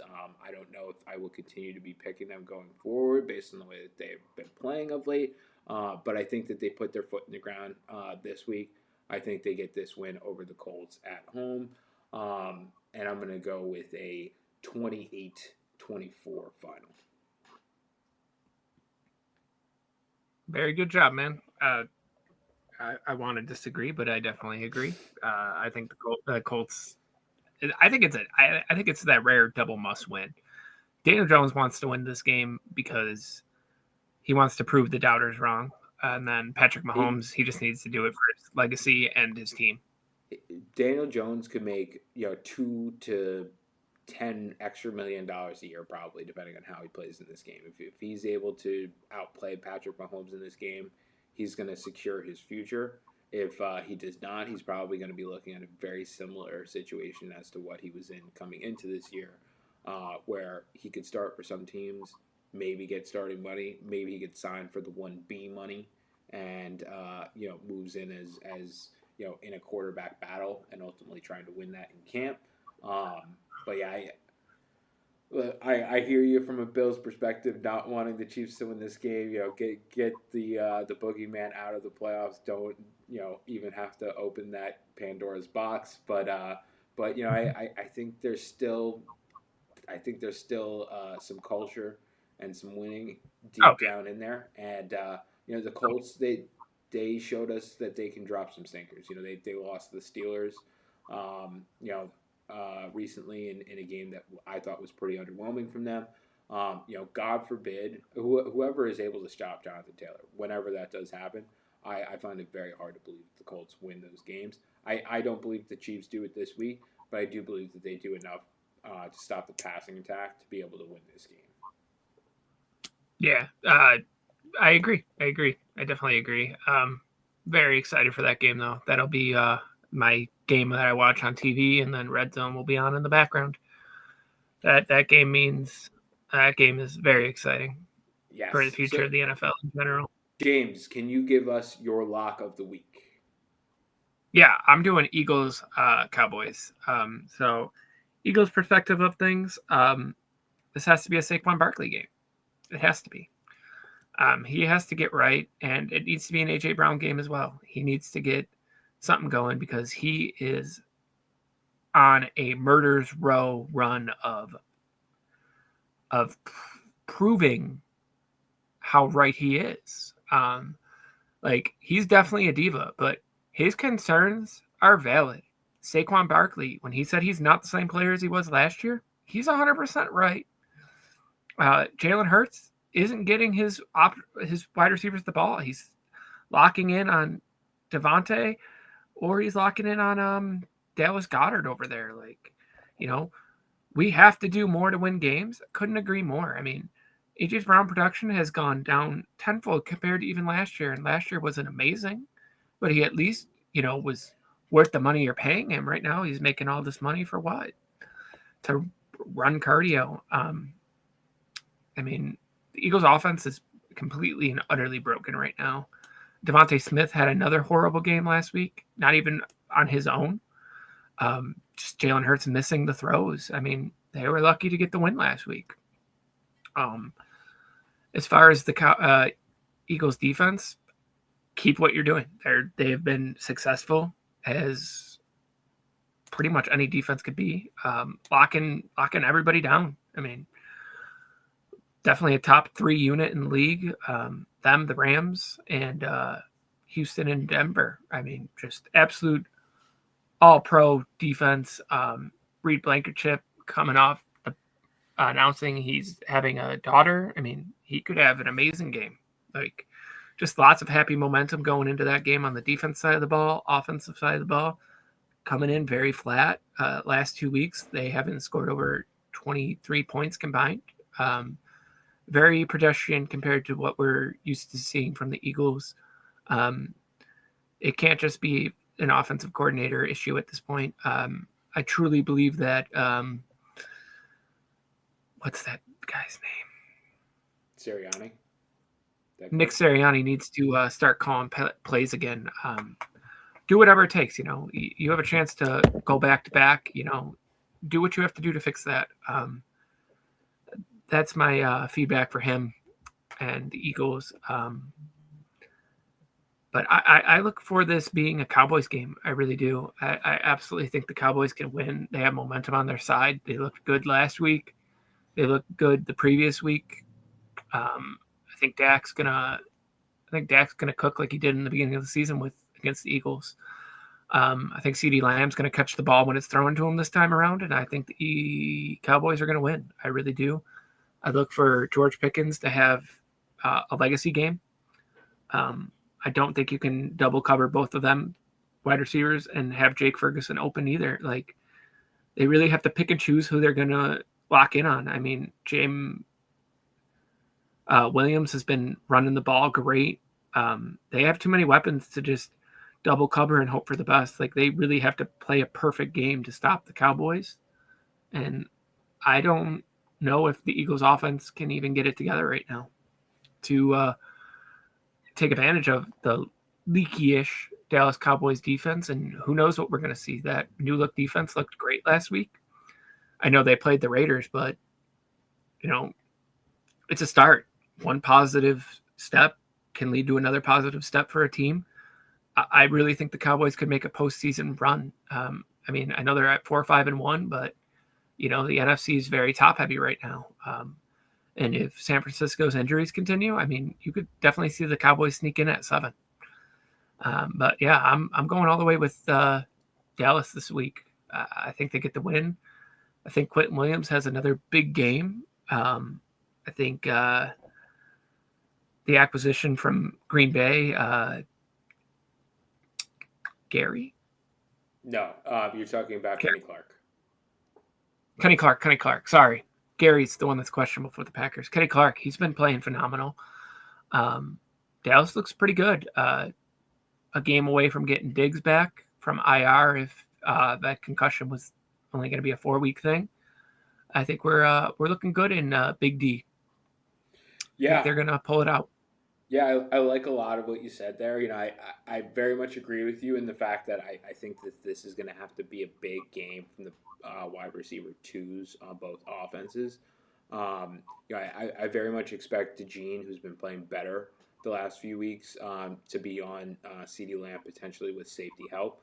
And that's going to leave Pickens with more one-on-one opportunities throughout the course of the game. I think that he's been playing very, very well. And he and Dak have been building some really good chemistry ever since CeeDee Lamb sustained that injury. And he had to carry the load for the passing attack. So I really like that shout about Pickens. I agree with you largely on the A.J. Brown stuff. I just think that Deron Bland is on him this week. I've seen Jalen Hurts been hesitant to throw some passes in recent weeks. We talked about him missing Devontae Smith last week on some open throws that would have obviously led to a lot more production and points for that offense. So I look for Devontae Smith to, on the other side of the ball, have a big game for the Eagles. Like you said with Saquon Barkley, for Saquon Barkley starts a stretch of here through the end of the regular season with minimum top 20 matchups. I believe all but one of them are top 15 or better matchups for running backs, particularly in fantasy. But he should be smashing from here on out.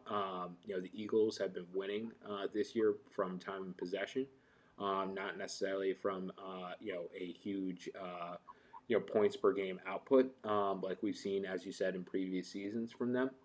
So I think they can certainly be got by the Cowboys in this one. Big thing for me is that in the first matchup between these teams, Jalen Carter was out due to spitting on Dak Prescott very early on in the game. That was what allowed Javonte Williams to have as much production as he did throughout that game. So I look for that to get bundled up a lot in this one. I don't expect nearly the same output from him. But I counterpoint. They could put him out and catch passes too. Javonte Williams has very good hands, and that's just another weapon that they have. The Eagles do have Zach Bond on the other side of the ball, who would be kind of probably shadowing him if he did move into that pass catching type of a role. Zach Bond's true. He's really good. He's an All Pro, right? So he didn't look that great. Good. He didn't look that great against the Giants in their first matchup when Scatterboo ran for 3 touchdowns on him. But aside from that, he's looked like the All Pro that we all expect him to be this year. So again, I mean, to be fair, Sam Scatterboo was relatively not important at that point. We thought that was his big breakout game. That's true. So I can understand why he struggled with him. Well, I think he knows who he is after that game because he trucked him. Absolutely. I want to say the 8-yard line or something like that on the sideline. Yeah. So. Oh yeah. That was Cam's legacy game right there. Yeah. Exactly. So, but anyway, so I largely agree with you. I do see the Eagles prevailing in this one. It is in Dallas, so that's another thing that gives Dallas some hope. But I just think that the Eagles, we're talking about a sleeping giant I feel like when we talk about this offense, the weapons that they have and just the inability for them to execute to this point in the season. If there was ever a time that you were going to be able to execute, it would be against this Dallas defense. You mentioned Diggs still out. You mentioned Quinn Williams getting there and Kenny Clark doing some good things and helping to stop the run. But they played the Raiders last week.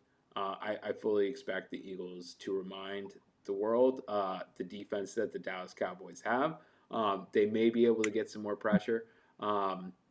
But you got to remember the Eagles did a similar thing. They got Jalen Phillips, and Jalen Phillips has looked really good for them at the outside linebacker position as well, rushing the passer. So, for me, I just think the Eagles are too talented to drop this game. This is like the perfect track game in the sense that they don't need this game. They're going to win the division even if they don't win this game. Based on the fact that the Cowboys, have tougher games that they could lose. In comparison to the Eagles' rest of the season. So I'm nervous saying like Eagles, but from just a talent standpoint, from just an execution standpoint in all phases, I think that leads the Eagles' way. Money wise, I'm gonna stick with Dallas. I really like this matchup. I mean, who knows? Maybe Jalen Carter does something stupid again. He seems to be a little bit of a immature hothead, so we'll see what happens. We got a ton of those, and we'll get to another one by the end of the show here. Yeah, we will. But we like him at least. Maybe even two of them. We'll see. Yeah. All right.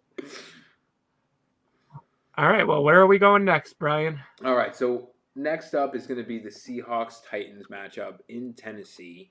Seahawks coming in off a tough loss to the Los Angeles Rams last week, 21-19. I want to say was the score of that one.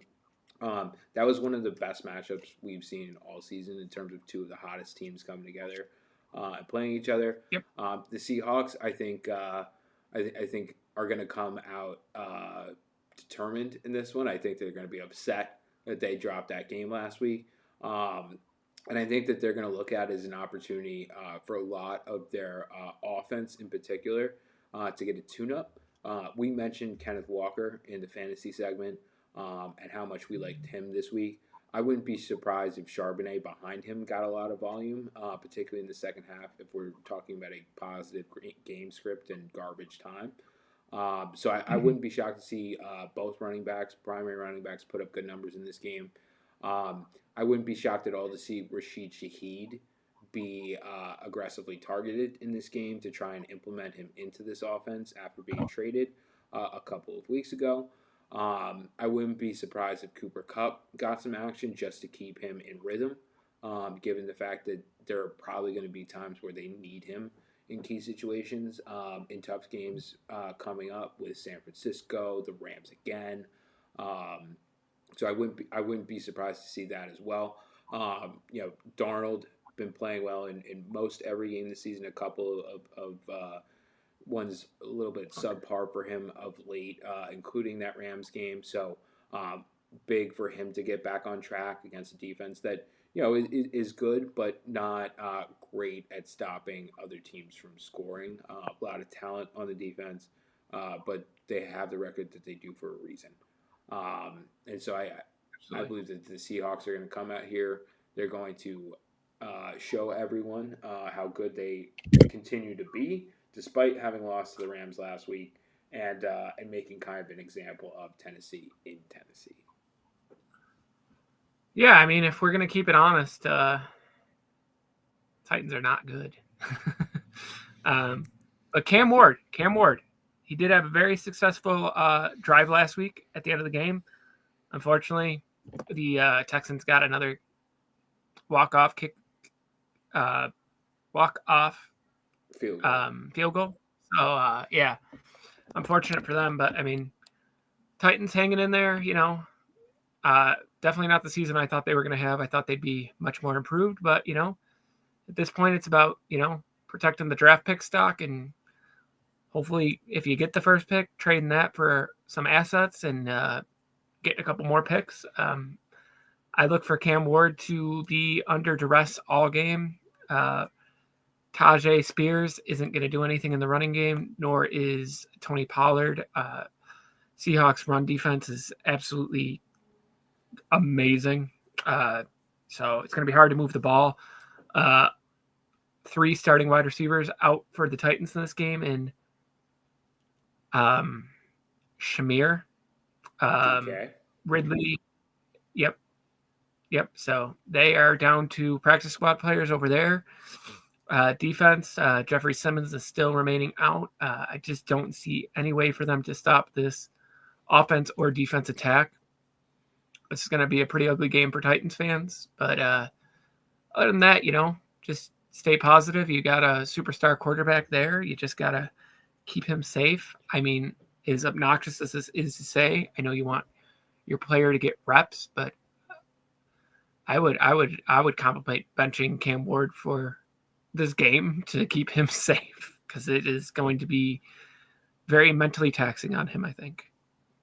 Yeah, I mean, we see that happen a lot around the NFL with rookie quarterbacks or young quarterbacks is letting them try and develop, but when it's clear that there's nothing to play for, that you see what you got, in the other aspects of the roster, and certainly with, as you mentioned, their top 3 wide receiver options in Ridley, Elick Aomanor, as well as Shamir DK, all being out this week. I mean, who are you throwing? You throwing it to Van Jefferson? Really, you're throwing it to guys like that. Like, for me, Throwing it to Gunner. yeah. So like Gunnar Helm is who James is referencing there. You also got Chigo Conquo, on that tight end group as well. So it's just not a luxury of riches that Cam Ward has to throw to. You know, really it's a matter of what the organization feels is best. But if you think you've got your franchise quarterback there, I don't know why you would potentially have him stand in there and take some more losses and some more hits just to essentially play some exhibition football. Especially if at the end of the day what you're trying to do is try and get the highest draft pick that you can to potentially trade it back and get more talent for it. So yeah, just not a I great situation there. I haven't seen such an ugly rookie, um, like a rookie put in such an ugly position since Josh Allen's been drafted, What wide about receiver Dylan wise. I Gabriel? mean, Dylan Gabriel at least has Jerry Jeudy and Harold Fanakin. That kid's got nothing left to throw to. Calvin Ridley's been an absolute bust. I mean, it's not good. I mean, does it compare to having Calvin Benjamin, a Popeye's biscuit away from being a tight end, Zay Jones, um, James, not James. Just look it up one of these days. You'll be surprised how bad it was. I think Cam Ward has it even worse. I'll take Calvin Benjamin over the 3 players they're going to put at wide receiver this week. It's just, and Was the it kid's got Jacoby shown Jones flash. that you were thinking of? Uh, I know he was with the no, it Ravens was for a little bit there. Okay. Brandon Jones, and he was just a guy we picked up off the street. Yeah, it's just, I feel bad for Cam. Like, he deserves better. I mean, I really think they should have fired the coach last year and at least brought in somebody competent to raise him. I know this won't be a sexy pick, but Brian Dable going to Tennessee would be pretty cool. I think I that would don't be know if really good for me. I don't know if they would go ahead and do that. I think that they would be better served getting someone with a little bit more experience than that. I think that Dable is ultimately going to end up interviewing with some of the college jobs and probably taking either a head coaching college job or an offensive coordinator position in the NFL. I don't think that he's going to get the interest or the serious interest for a head coaching vacancy to be able to take over. I mean, he had a pretty good roster with the Giants in terms of talent. and was able to produce above his means in his first season, winning Coach of the Year, but really kind of underwhelmed in every season after that. His bread and butter is developing quarterbacks and offensive, efficiency. And I think the more that you focus his responsibilities towards those things, the better off your team is going to be. I think the Titans are learning a little bit of that with Brian Callahan now, and just not getting anywhere near the production that they were hoping for in terms of yeah, I would even say you might even want to look at the GM there a little bit as well, and bring guys like Ridley, who just completely flamed out before I would even say a third of the season, right? So, and that's your wide receiver one that you're banking on for your rookie quarterback in his year one season. So, Absolutely. I agree. I just think Dable would be good for the development, but I understand where you're coming from. oh, if, But if he gets on there as an offensive coordinator or a quarterbacks coach, I think that would do wonders for any team that he could work his way into that position for. But especially if he's got a talented guy like a Cam Ward, absolutely. We saw what he did with Josh Allen. We saw what he was able to do with Daniel Jones for a limited time, and we saw how he was able to not only argue to draft Jackson Dart, but what he was able to do with him once he was on the team, both with offensive weapons and without. Right, so yeah, for sure. All right, so we'll move on to the next matchup. Go ahead, brother. yeah. So next matchup, we got Vikings visiting the Packers. Divisional matchup at Lambeau Field. This is always one of my favorite games of the season when these divisional games happen at Lambeau, particularly as we start to get towards December and January when it starts to get more snowy up there and closer to freezing. Just Yep. I haven't gone to school up in Michigan. It's a beautiful thing being up north there when it gets cold. It gets to football. Vikings visiting the Packers. Really, really difficult for me to call this game. You're talking about like which team has less dysfunction is probably going to win this game. You've got McCarthy really, really struggling to connect with the wide receiving corps and Hawkinson when throwing the ball there. And that Mm-hmm. hasn't been inspiring a lot of confidence. Now, Jones and Mason have found ways to make it work on the ground in some of these games, but they do need more than that. They continue to lose these games because they can't get enough out of the passing attack. The Packers' front seven is very good, so you should expect McCarthy to be under pressure at time. I would say a fair amount of today, and we'll see whether or not he can deal with that pressure. I think the more quick throws that McConnell and this Viking offense can try and create for McCarthy, the easier it will be. I certainly do think that the running game will at least be able to keep the Packers front honest, where they might be able to beat them over the top with an Addison throw, towards the second half of the game. But on the other side of the ball, you're talking about a Packers offense that is going to have a banged up Josh Jacobs. Is going to have a questionable Christian Watson. I believe Dobbs is going to be a no injury designation, but he was limited most of the week. Savion Williams limited most of the week. Matthew Golden limited most of the week and questionable. So you've just got a very uncertain and unhealthy set of wide receiving corps as well as running backs outside of Emmanuel Wilson there. Obviously, Emmanuel Wilson is not nearly the runner that Josh Jacobs is. Expect him to be productive if he does get the start, but don't expect him to put up 100-plus yards on the ground with multiple touchdowns like you can sometimes expect out of Josh Jacobs. For me, I think the Vikings go in. I think that they get a win that they desperately need against the division opponent. I think McCarthy finds a way to play well enough to win this game. In Lambeau, I think they go in there and they basically do what the Panthers did a few weeks back, where they rely on Aaron Jones and Jordan Mason to grind out a win primarily on the ground and basically playing complementary football in terms of their passing attack with the talents of Jordan Addison and Justin Jefferson. Personally, I would spread them out. I'd make the field as wide as possible, and I'd make the Green Bay Packers use their speed all game long, and hope to tire them out as the game goes on. Um, and I'd hope that that physicality plays a role as well. The Vikings, at some point Brian Flores is going to resume his normal self, and that defense is going to reflect a Brian Flores defense. It hasn't really happened to this point in the year, but with the limited nature of a lot of the weapons that we just spoke about for the Green Bay Packers, I certainly think that they can tighten it up this week, particularly in the run game. The passing game has been kind of suspect for most of the season. So I do have my reservations there, but I do believe if they can make them one-dimensional, if they can make Jordan Love have to throw the ball to some of these guys that aren't fully healthy, that they're going to be able to do enough themselves to win this game. So I've got this a low-scoring affair. I've got this 21-17 Vikings.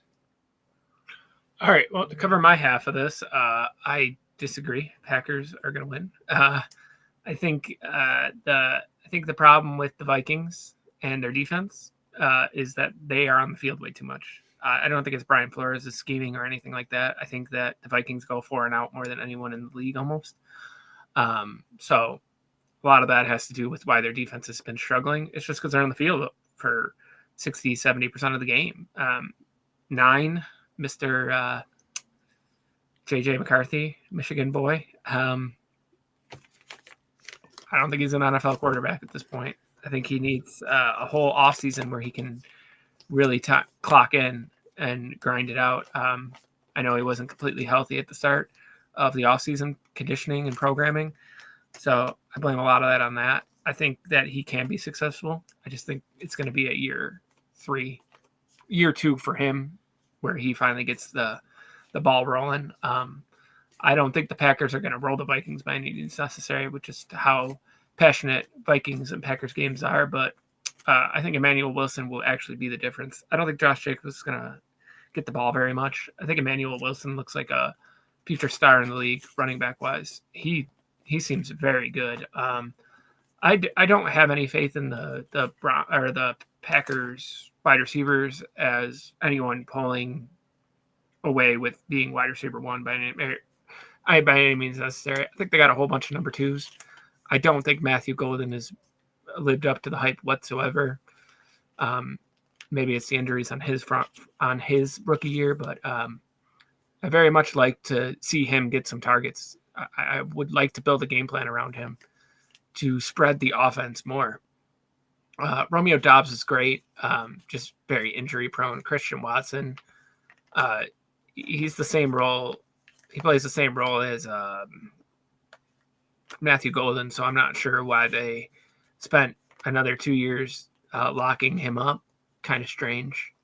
The only thing I would say the difference is that Watson's much taller, so maybe he's the contested deep ball guy, and we're going to throw Golden only go routes that are open. You can't just have a wide receiver. Yeah. You can't just have a wide receiver that you're setting on crosses, bubble screens, and on go routes.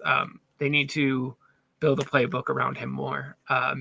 Jordan Love, he hasn't been inconsistent. He hasn't been consistent. He's been average. I look for him to start getting back into the groove of things, though. I think a lot of it's just been, them playing really good defenses. But I think the Packers start to get it together and get their playoff hopes up again. They're currently second in their division. I believe they are the 6th seed right now. So I'd look for them to take that division away from the Bears in the coming weeks. As much as I like the Bears this year, I don't think they have the team that can get there all the way this year to rule the North. I think they're going to hold off the Lions. Yeah, I think the Lions are. I think they're going to rely on Dan Campbell too much, and I think they need a serious offensive overhaul, coaching wise. I don't blame Dan Campbell for that, though. He's a motivator. He's not really an X's and O's guy, from what I understand. He's calling the plays as the last 3 weeks, but yes. Yeah, I think they'll get it back together. I just think the North is going to belong to the Packers still this year. I think their schedule is very favorable the rest of the way. And I believe in Jordan Love out of all 4 quarterbacks the most. which is really saying something. Jared Goff's great, but he's a quarterback that's a wide receiver, running back merchant, in my opinion. I think Jordan Love's the real deal, and I think he gets it done and gets them to at least the conference championship game this year. But yeah, I think Packers all the way. I think it's going to be a 28-12 game. I think Justin Jefferson gets held down, not even by cornerbacks, just his quarterback himself. He does not seem to have any Chemistry. ability to link up with Justin Jefferson as of late. I think I know this is a really weird thing to say, but Jalen Naylor and JJ McCarthy have had very good chemistry. I think we should, if they're gonna pull something out of the hat, instead of forcing it to Justin, just throwing Justin's open and give Jalen Naylor the targets at this point. He has absolutely no chemistry. No, he has absolutely no chemistry with Jordan Addison as of the last 2 weeks either. So it's going to be a run first team this week, and that's not going to get it done against the Packers. But that's my take there. Anything else you want to add? That's all I had for that game. So next up, we got Jets at Ravens. It's a rough one for the Jets. This is a cover the tale. Ravens. Yeah, right. This is a tale of two teams on completely different trajectories. You got the Ravens, getting healthy, getting everyone back, and looking to try and make a playoff push. Basically going to have to win most, if not every game out, on their way to doing so. On the opposite side, you got the Jets, who not only have the record that they do, but traded away some of their best players, particularly on the defensive side of the ball in Sauce Gardner and Quinn Williams a couple of weeks ago, right before the deadline. So, I see the Ravens absolutely pummeling the Jets, much like we spoke about with the Seahawks, and having this be a get-right game after the Rams the previous week. Lamar Jackson did not have a very good game against the Cleveland Browns last week. They were very close to losing that game, as you and I were talking about as that game was going on and winding down towards the fourth quarter. Who knows what would have happened if Dylan Gabriel was able to stay in the game and Shedeur Sanders didn't have to come in. I look for Lamar Jackson to finally put some of his injury woes that he's been dealing with, both with missing games as well as being hampered, since coming back. I look for him to put all of that behind him. I look for Derrick Henry to have a great game here. I would say, over 100 yards and a touchdown for me is what I look for at a minimum. He should have plenty of opportunities. I would say at least 20 carries. He should be getting carries when the game is close. He should be getting them when they're up and trying to run out the clock. He should be getting them when they have multiple possession leads and even potentially Justice Hill or Keaton Mitchell behind him seeing some work as well, based on how much I see them being up by in this game. You have Tyrod Taylor starting for the Jets. No Justin Fields anymore as of this week. You still have Garrett Wilson out. You do have Mason Taylor there. You do have Jeremy Rucker, who's been catching some passes as the second tight end of late there. You've got Adonai Mitchell now, who's over there after that Sauce Gardner trade, who had a number of targets last week but wasn't able to do much with them. And then you've still got Breece Hall there with Isaiah Davis behind him. It's just very difficult to see the Jets getting a lot done here, just mostly because you have Roquan Smith healthy on the other side of the ball there, who will probably be looking after Breece Hall most of this game. Roquan Smith, another All-Pro, like we were talking about with Zach Bond, I would say even better than Zach Bond. And I would say potentially even by a significant margin as well. I see Breece having a hard time making much of an impact on this game. I see Mason Taylor, probably getting anywhere from 5 to 9 targets, but again, it's probably going to look like a 30 to 50 yard game from him, very similar to what you've been seeing. I do look for the Jets to get a couple field goals in this game, but I don't know if I can see them scoring outside of a special teams touchdown or a defensive touchdown. And they don't have the same defense that they did prior to that trade deadline. So I'm looking at this as an absolute dismantling. I'm looking at 31-9 Ravens. Yeah. So to cover the Ravens side of things, more or less, because that's what I'm supposed to do. Uh, you know, again, another week where Lamar's missed 2 days of practice. I don't understand what we're doing with his health. He shouldn't even be playing in this game, in my opinion. Snoop Huntley could absolutely take care of things. But as far as this game goes, I mean, all systems go, I guess. I look for Derrick Henry to carry the front load of the game. Maybe a couple, hopefully no runs for Lamar Jackson just for safety reasons. But, get some Zay Flowers going. Rashad Bateman, I believe, is out this week. So look for Mark Andrews and Isaiah Likely to have possibly good games.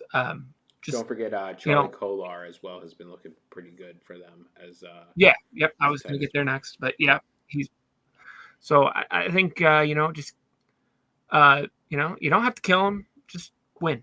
Just win. I mean, 28-3, be something around there. You don't have to kill him. You don't have to. Like, that's not really killing them because honestly, the Ravens could put up 50 points on them. That is fair. They don't need to do all that. Just get enough to get the win and get your players out that are important and keep them healthy. I mean, you've already had injury problems this year. Lamar's already missed 3 or 4 games. Like, just safety. That's where I look for it on their end. As far as the Jets go, I don't think they're going to get the new quarterback bump like most teams think they're going to get.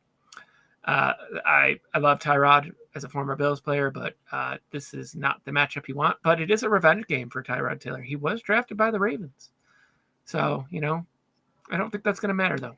No Wilson. Mason Taylor is their best receiving option available.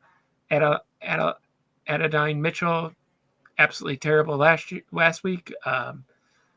He's had 10 days to think about that. Maybe he plays a little bit better. Maybe with a better quarterback, things could work out. But I think the Jets are doing them a disservice at this point. I would have kept in Fields just for the running ability alone.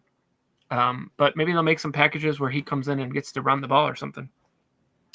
You gotta come up with a great game plan to even have a remote chance against the Baltimore Ravens this week. But yeah, I'm going 28-3, and that's my take on that one. Very good. Then we will jump to the Giants visiting the Lions in Detroit.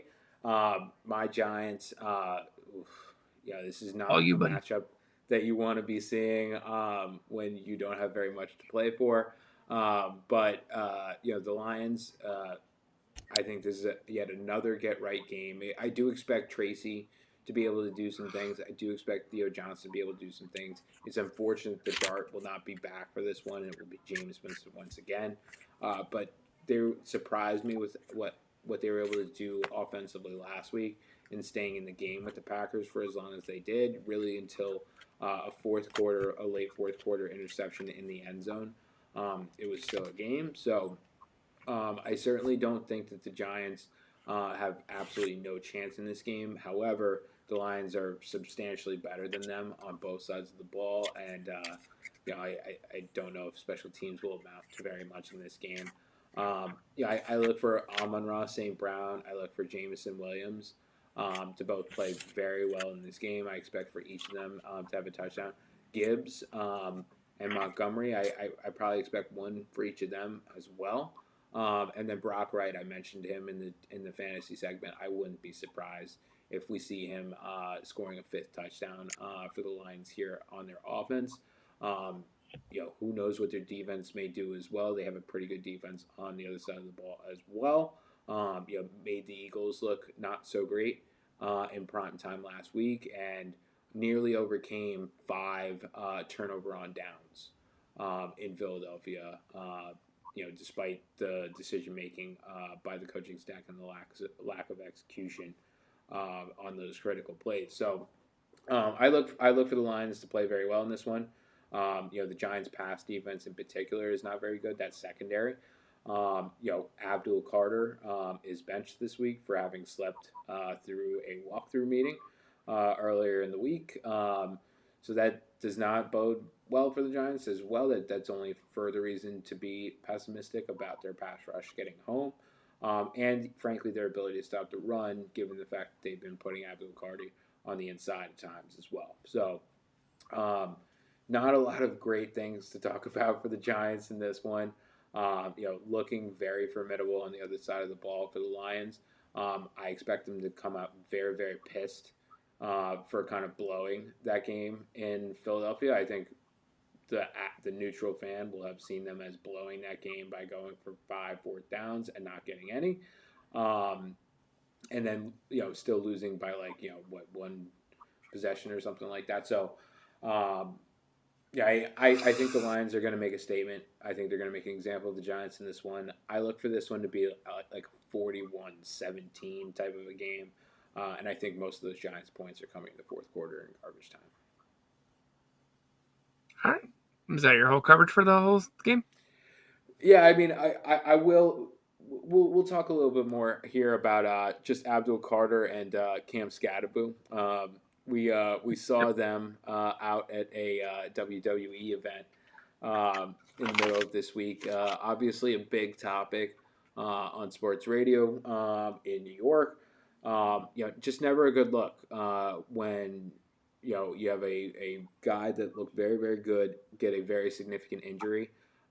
Being out and messing around, kind of like being a part of the theatrics of a wrestling event. Really, just not something that I ever hope to see. I understand the guy's trying to have fun. The guy's young, all of that, but you want to make sure that he's ready for next season. Not doing anything to endangering his health. For preseason next year and going beyond that. In addition to that, you had Abdul Carter being right next to him in the crowd there. Really not a good look after he just slept through a walkthrough and ultimately was going to get benched for doing so. Not loving that. I hope that a lot of this is turmoil and fallout from the head coach being fired, the questions about the GM, the questions about the DC, whether all those people are going to remain in their positions. And maybe once those things get sorted out, that we see a more professional response from these two gentlemen. But as it stands right now, their behavior signals to me that this is a lost season. That it's all pointing towards next year, and hopefully we can bring in the personnel that is necessary to energize and motivate these guys who are talented rookies, to staying on schedule and being a part of a winning team and culture. That is something the Giants haven't had for quite a bit now. Okay. A question for you then. Yeah. Do you think your interim head coach? Mike Do you think Kafka. he's already lost the locker room? Do you think he's already lost the locker room? I don't think so.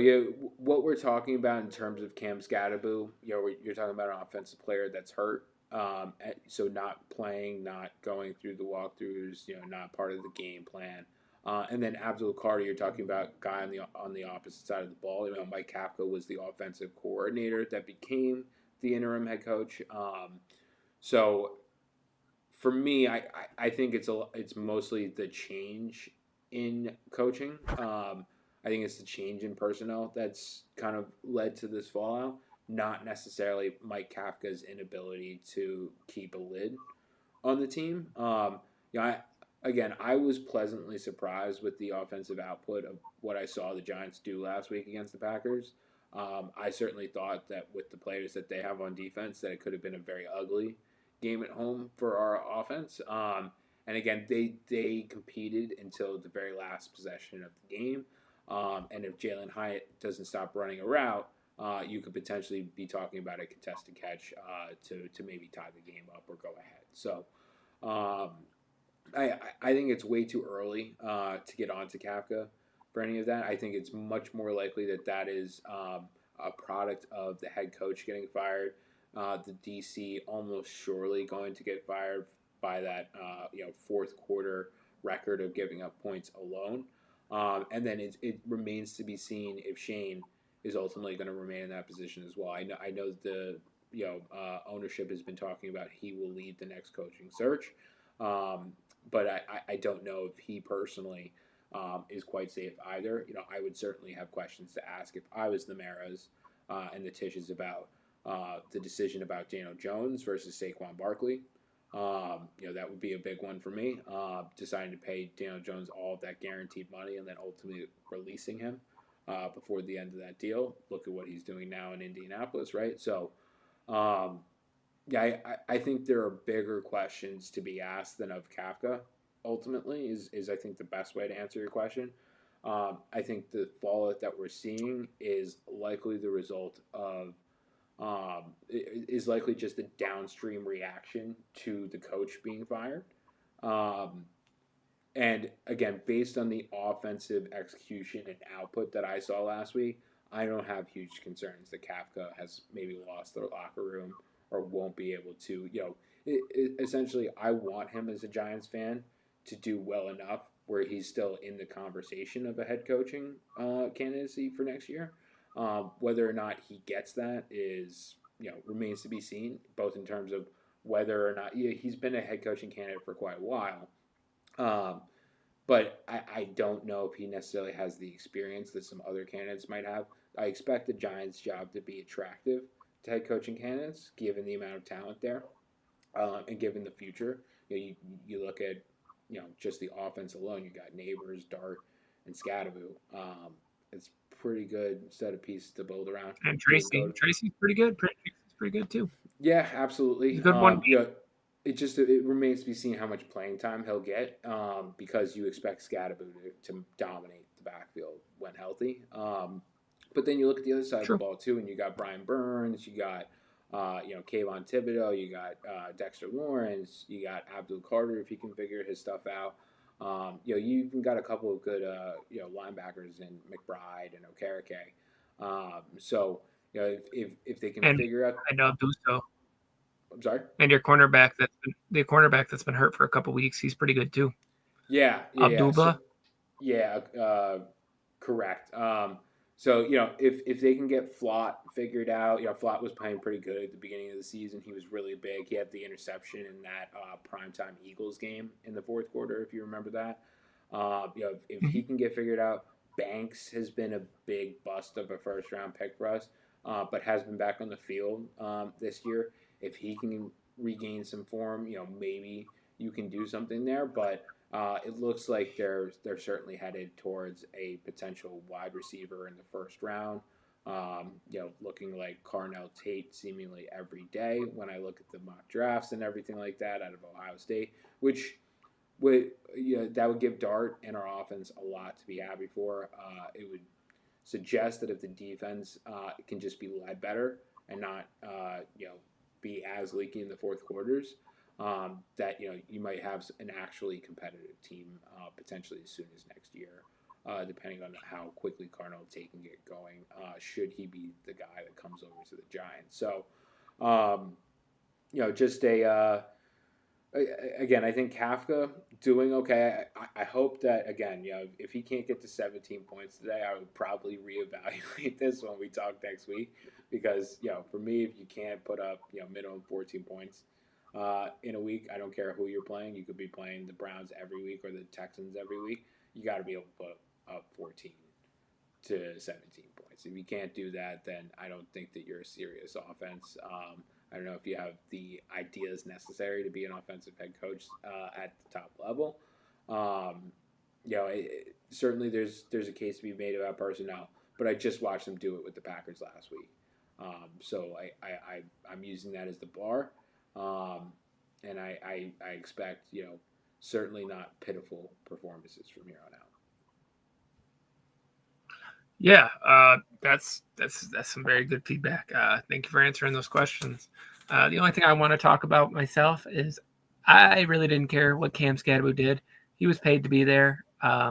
Clearly, it wasn't any real animosity in that situation, and I think he would have asked the Giants ahead of time if they were okay with him doing that. I think that's been blown out of proportion completely. It gets eyes on the team. Gets him publicity, and honestly, that boy's building himself a little empire to fall on when he's done playing football. And I don't think he's going to last as long as a normal running back either because he's crazy. 100%. But he's a lot of fun. You have to factor that in with the fact that Abdul Carter is there next to him after just having slept through a walkthrough. And so I Oh, think that was on Monday? so the sleeping through the walkthrough, I believe, was on Tuesday. So I Oh, want to then that say wouldn't have been a thing yet. He was there. correct. Oh, because you're saying he overslept because of that event? Yeah, Yes. I see what you're saying. To be honest, I didn't know that was Kayvon Thibodeau, or sorry, Abdul Carter. Abdul I Carter, don't yeah. really know what he looks like without a helmet. So, and honestly, I haven't really seen him do much this year when I've watched. Every game I've watched the Giants, he's gotten 0 stats. But that just might be because that's what the games I'm watching are in prime time. I A lot don't of it seek is out the where they're Giants. playing him on the defensive. Yeah, They're playing him as on the inside as a defensive tackle, where he would produce a lot more numbers being in the outside on the linebacker outside. position, right? With where Right. Kayvon Thibodeau and where Brian Burns are, but you know. I wouldn't be surprised honestly if Kayvon Thibodeau ends up playing out his rookie deal and then leaving, and Abdul Carter's shifting over to that spot once he's moved on to greener pastures. So. All right. Well, we will call that a segment there. That is our Giants coverage for the week. Yeah, that's our complete coverage for the week. We're going to cut for 1 second. Okay. All right. So you're leading the segment, right? But Yes. aren't I supposed to? I'm supposed to talk about the other team too. Like you're supposed to talk about the one team, and then I take over the other team. I thought that's kind of how we were doing it. Okay. All right. I'll revert back to that. What I was doing was I thought we were doing full matchups. Like I take one, you take one. So Ah, I see. I that's didn't why it's been realize that. happening No, that I way. thought we were doing it the same way as last week. If you want to do it, we could do it that way. I just figured I'd let you lead this segment because I led it last week. I'll let you do the first team, and I'll do the second team. Then let's do the rest of them that way. Hopefully, then we'll not have to talk about like the same because that's kind of what's been happening. We've been like talking about the same thing with each team a little bit. So Yeah, that's why I was like, good what are we catch on doing? I'm that. Yeah. confused. Running this Yeah. whole segment.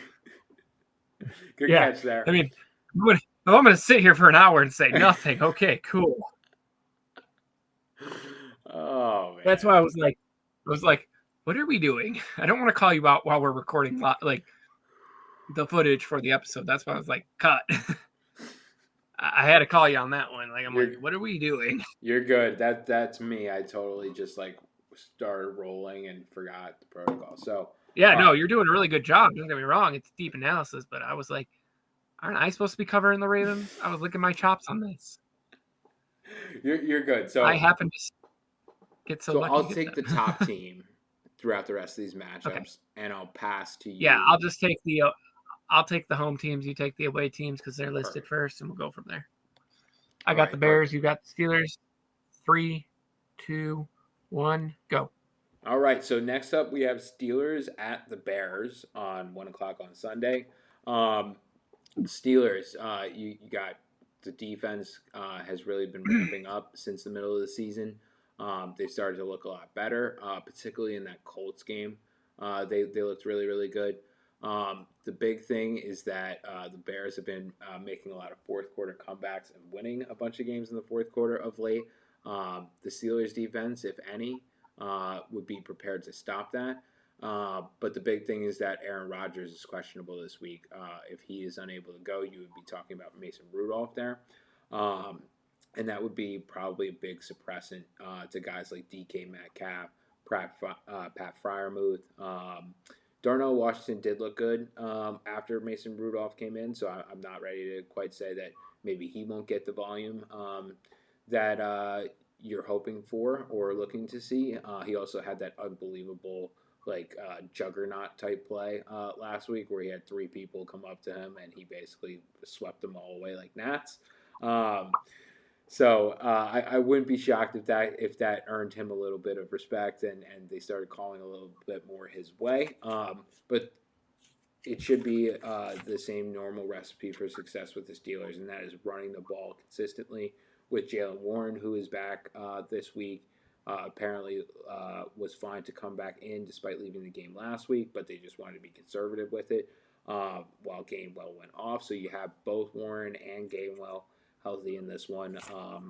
And I expect a heavy dose of running. Arthur Smith, that's what he does. So I expect a lot of that and complementary passing when necessary. Same thing with passing to the tight ends. Um,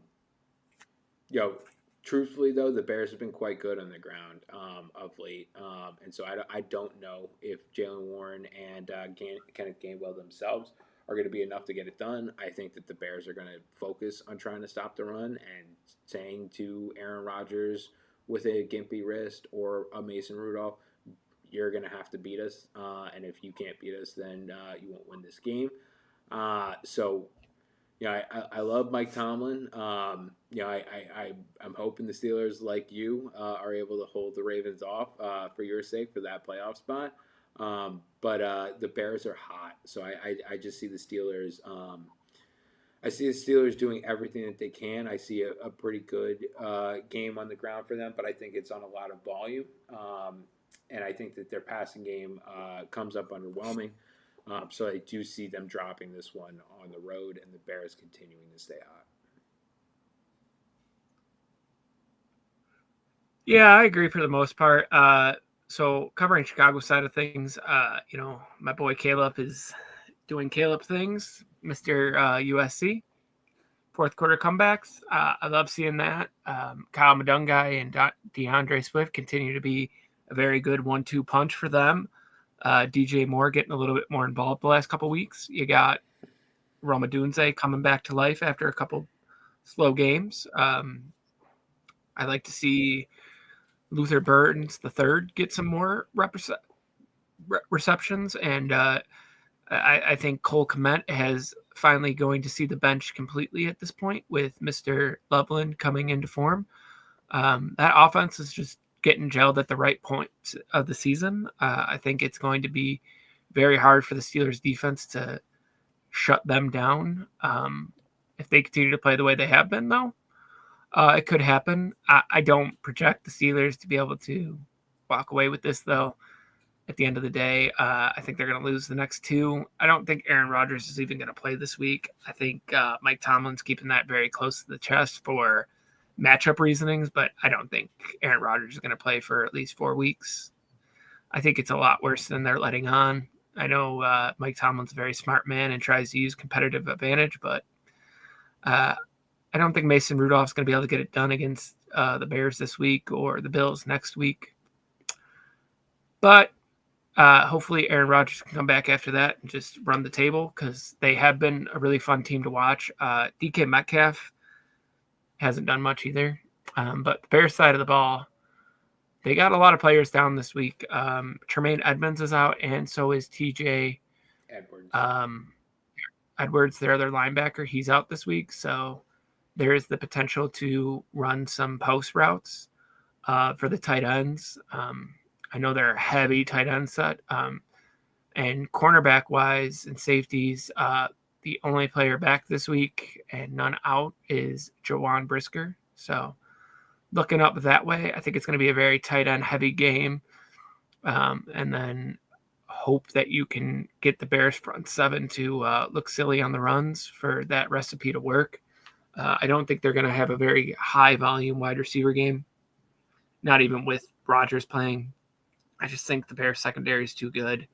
But you could take advantage of the middle of the field for sure, unless they're going to bring the safeties up in the box and hope for the best. But that leaves you for more error in the passing game. So double-edged sword that way for the Bears on that end of things. But we'll definitely see.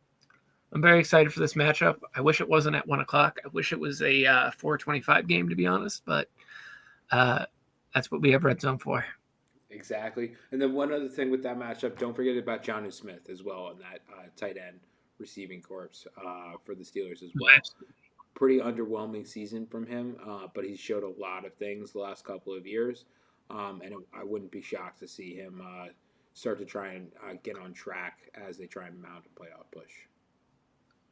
I don't even think it's necessarily a letdown compared to last year. I think there's just so many tight ends to feed, and you're paying all of them very good money. Pat Freiermuth has a decent contract, and so does Jonnu Smith. And then even the third guy, Washington, he's got a decent contract. He's making a couple million. It's not like he's a practice squad player. So just a lot of mouths to feed, Some weeks is your weeks and some weeks it's not. Very annoying for fantasy football wise, though. Because you think you got the right tight end locked in, and then Pratt Freiermuth goes off for 30 points, and you're like, well, shoot. But, hey, we got another game to cover. Yeah, so next up we got the Patriots visiting the Bengals in Cincinnati. Gosh, this one does not look very good for the Bengals. The Patriots got to be salivating with Jamar Chase being suspended on the Bengals side of the ball. You mentioned the Patriots have one of the best run defenses in the league, so that's going to spell trouble for Chase Brown and the rushing attack of the Bengals. That could force them into being very one-dimensional with the pass, which they are traditionally pretty pass happy anyway. So I don't know if that's necessarily going to be something they're scared to do, but it may play into the Patriots' hands. I mentioned the Jamar Chase suspension for the spitting onto Jalen Ramsey. That's going to create a situation where Higgins is your wide receiver one. Not great for him because he's going to be lining up against Christian Gonzalez, who's been playing at an all-pro level for probably the last 2 seasons now. So that's going to be very, very rough. For them, they're going to be relying on Yoshibas to try and get open on some of the other members of the secondary for the Patriots.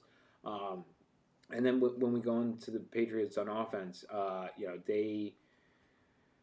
they've got Travion Henderson, they've got Stevenson coming back this week. Diggs has been playing well. They get Booty back this week. Henry has been consistent, not quite as good as he was early on in the season, but still providing you like 50-ish yards on a couple of receptions every game. Demario Douglas has been contributing on and off the last few weeks. So you've just got like a plethora of different options with them, a luxury of riches, really. I'd be surprised to see Stevenson take a significant load in his first game back from a turf toe injury. But he was practicing fully to end the week, so I'm not necessarily saying that I expect him 5 or less carries, let's say. What I do expect is the Patriots to go up in this game. The Bengals defense is historically bad from a yards given up standpoint. And so I expect the Patriots and Drake May, who has been playing, I'll bite my tongue as I say this because you're a Bills fan, at a near MVP level to this point in the season. What else can you say? Unless Travion's going to take 3 touchdowns away from him every game like he did last week, the guy is putting up fantastic numbers. So, I have no reason to believe that will stop here. If only I think it will continue based on everything I've seen from the Bengals defense. And this has the potential to be a shootout. The Patriots defense should be better than allowing it to be a shootout, but I could still see it ending up with maybe an over 60-point outing. With both teams going for it, for all 4 quarters. Yeah, to cover one thing I want to cover on the Patriots before I completely get to the Bengals. I don't see this being a Drake May game, actually. I think they're going to run the ball and just take advantage of that run defense and get out of there. Although I would like to see Drake May get his first 300-yard game in his career against this defense, but I just don't. I think they're going to be up so big, so fast that it won't matter. I don't think they're going to be able to do anything in the passing attack with Jamar Chase being gone. They don't have the 3 tandem, and Noah Fant coming back does absolutely nothing to change my mind on that. He's done nothing since he got to Cincinnati this year. So yeah, I like what you're saying, like possible blowout, but I don't think so. Or not possible blowout, possible shootout. I don't see that happening. I think the Patriots win this game 28-0 or 32-0. Like, I just don't see the Bengals doing anything. I think they match up probably the best in the AFC against this team in general, with Jamar Chase being out. It's just the strengths of their defense are the strengths of their offense. So I just think that it won't work very well. But covering the Bengals side of things, Joe Flacco is having a pretty good season for being only getting there 24 days ago. But I just don't think the firepower is going to be there this week for them. I think Chase Brown is going to get absolutely locked down. As far as T. Higgins goes, he'll be lucky to be able to get 2 catches on Gonzalez if he does shadow him the whole game. Laviskis, very talented wide receiver 3, but the Patriots have a talented cornerback too. So they don't have Duggar anymore, but their cornerback 2 is very solid over there. They'll be able to lock him down. And then tight end wise, the Patriots' strength is their linebacking crew and their defensive line. So tight end's going to be irrelevant for the Bengals. They don't have much there going for them. Gesicki, he would be their only hope, and he hasn't been playing very well this season. He hasn't gotten any chemistry with Joe Flacco yet. Joe Burrow was playing. I would think that, he would have a chance to go off this week, but we're not getting Joe Flacco or Joe Burrow till next week. So that is official, by the way. So we'll see what happens. Personally, for my standings on this Bengals team, I would just bench. I wouldn't even let Joe come back until next year at this rate. They're playing. They'll be 3-8 at the end of this week if they were to lose. They're not coming back and making the playoffs with that record. Not with the Chiefs, the Ravens, the Bills, towards the bottom, and then the Jaguars. Like, there's too many teams that are ahead of them to even try for this. To play spoiler for someone maybe, but it's not worth it. Get another high draft pick, get another defensive piece, and see what you can do next year. Joe Burrow's kind of seemed like he's going to be on again, off again every other year, hurt in his career, the way it's really lined up. And honestly, at this point, it's really sad because this is the 4th year in a row that they're going to miss the playoffs. Like, that's terrible when you have a guy that's supposedly the second best quarterback in the league behind Patrick Mahomes. I think you have to pull him down at this point, personally. But yeah, Bengal season's over. Patriots win. I'm ready to move on. How about you? That makes 2 of us. Next game up, we got the Browns at the Raiders, 4 o'clock, 4:05 Sunday in Vegas. I've got the Browns on this one. So the Browns, that defense continues to look great. Quinshon Judkins has slowed down a little bit, but continues to have a great rookie season for running back. Now, the big thing with this one is that you're going to be starting Shedeur Sanders at quarterback for the Browns. You do still have your wide receiving core with Tillman being back now, Judy, Isaiah Bond, Jamari Thrash working in as well. You still got the tight ends in Njoku and Fannin. So you do have some options, but Shedeur Sanders did not look very good when he came into the game after Dylan Gabriel's injury last week. I actually saw a stat where if they had actually spiked the ball on all of the times that he threw it, he would have finished with a better quarterback rating than what he did. So that really goes to show you just the quarterback quality of play that we should expect from the Browns in this game. I understand that the Raiders' run defense is the best part of their defense, but I don't think you really have any other choice. Here, I think you have to run the ball and be a run-first offense in this game. You just got to mix up between the tackles, getting outside. You're just going to have to try your best to be unpredictable. You got to put faith in Kevin Stefanski to create that game plan and be able to execute. It shouldn't take the same level of execution that it does against other teams to beat the Raiders in this one, particularly the way that their offenses looked and how bothered they have been when they have played better defenses. So, I expect Myles Garrett to continue to get more sacks in this game. I expect potentially Delpit to maybe do something in the secondary over the course of this game as well. He's pulled down a couple of interceptions over the course of the year. And then on the other side of the ball, I expect it to be Quinshon Judkins down the Raiders' throats to the best of the Browns' ability. And I expect, passing when necessary to the Fannins and Njokus, Judys, and Tillmans of the world. I don't know how many other options will work in, or how effective those options will be given the quarterback throwing to them. So um, I I do think the Browns win this one. I do think that their defense, sees them through. I have this being one of the lesser interesting games on the week. Probably in the neighborhood of a 21-13 type of a game. All right. Well, this is the game I'm locked in at 405 for. I think, pretty sure. I'm not going to kill Shador Sanders by any means necessary. He hasn't had first team reps ever in his career, so we'll see what he can do on in a week. But Vegas wise, I mean, if Geno Smith can't win this game, it's time to retire. Like, I mean, you really may only need like 12 points to win this game in all reality, depending on how good the rush defense shows up for the Raiders this week. This could be an easy win. It's going to be a grind either way.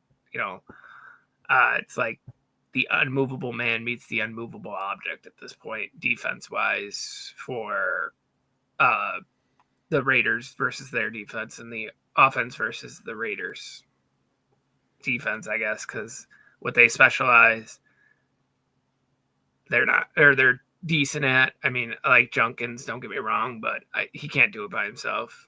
And if the wide receivers can't get the ball to them, I mean, it's just a recipe for disaster. I look for Max Crosby to feed this week. I look for Devin White to feed this week on the Raiders defense. I think the best hope for the Raiders on offense is going to be passing to Brock Bowers and not Jacoby Myers, but Trey Tucker. Other than that, I don't think they'll move the ball very well. Trenti isn't going to be able to run on this team. He couldn't run on the Cowboys. He's not running on the Browns. Yeah, I was going to say that Miles Schlesinger Brock Bauer matchup is going to be awesome to watch. It is. That's going to be a lot of fun. I'm starting both in fantasy football this week, so hopefully they just eat each other alive. I'm excited for it. That's the guy that should be rookie of the year for defense.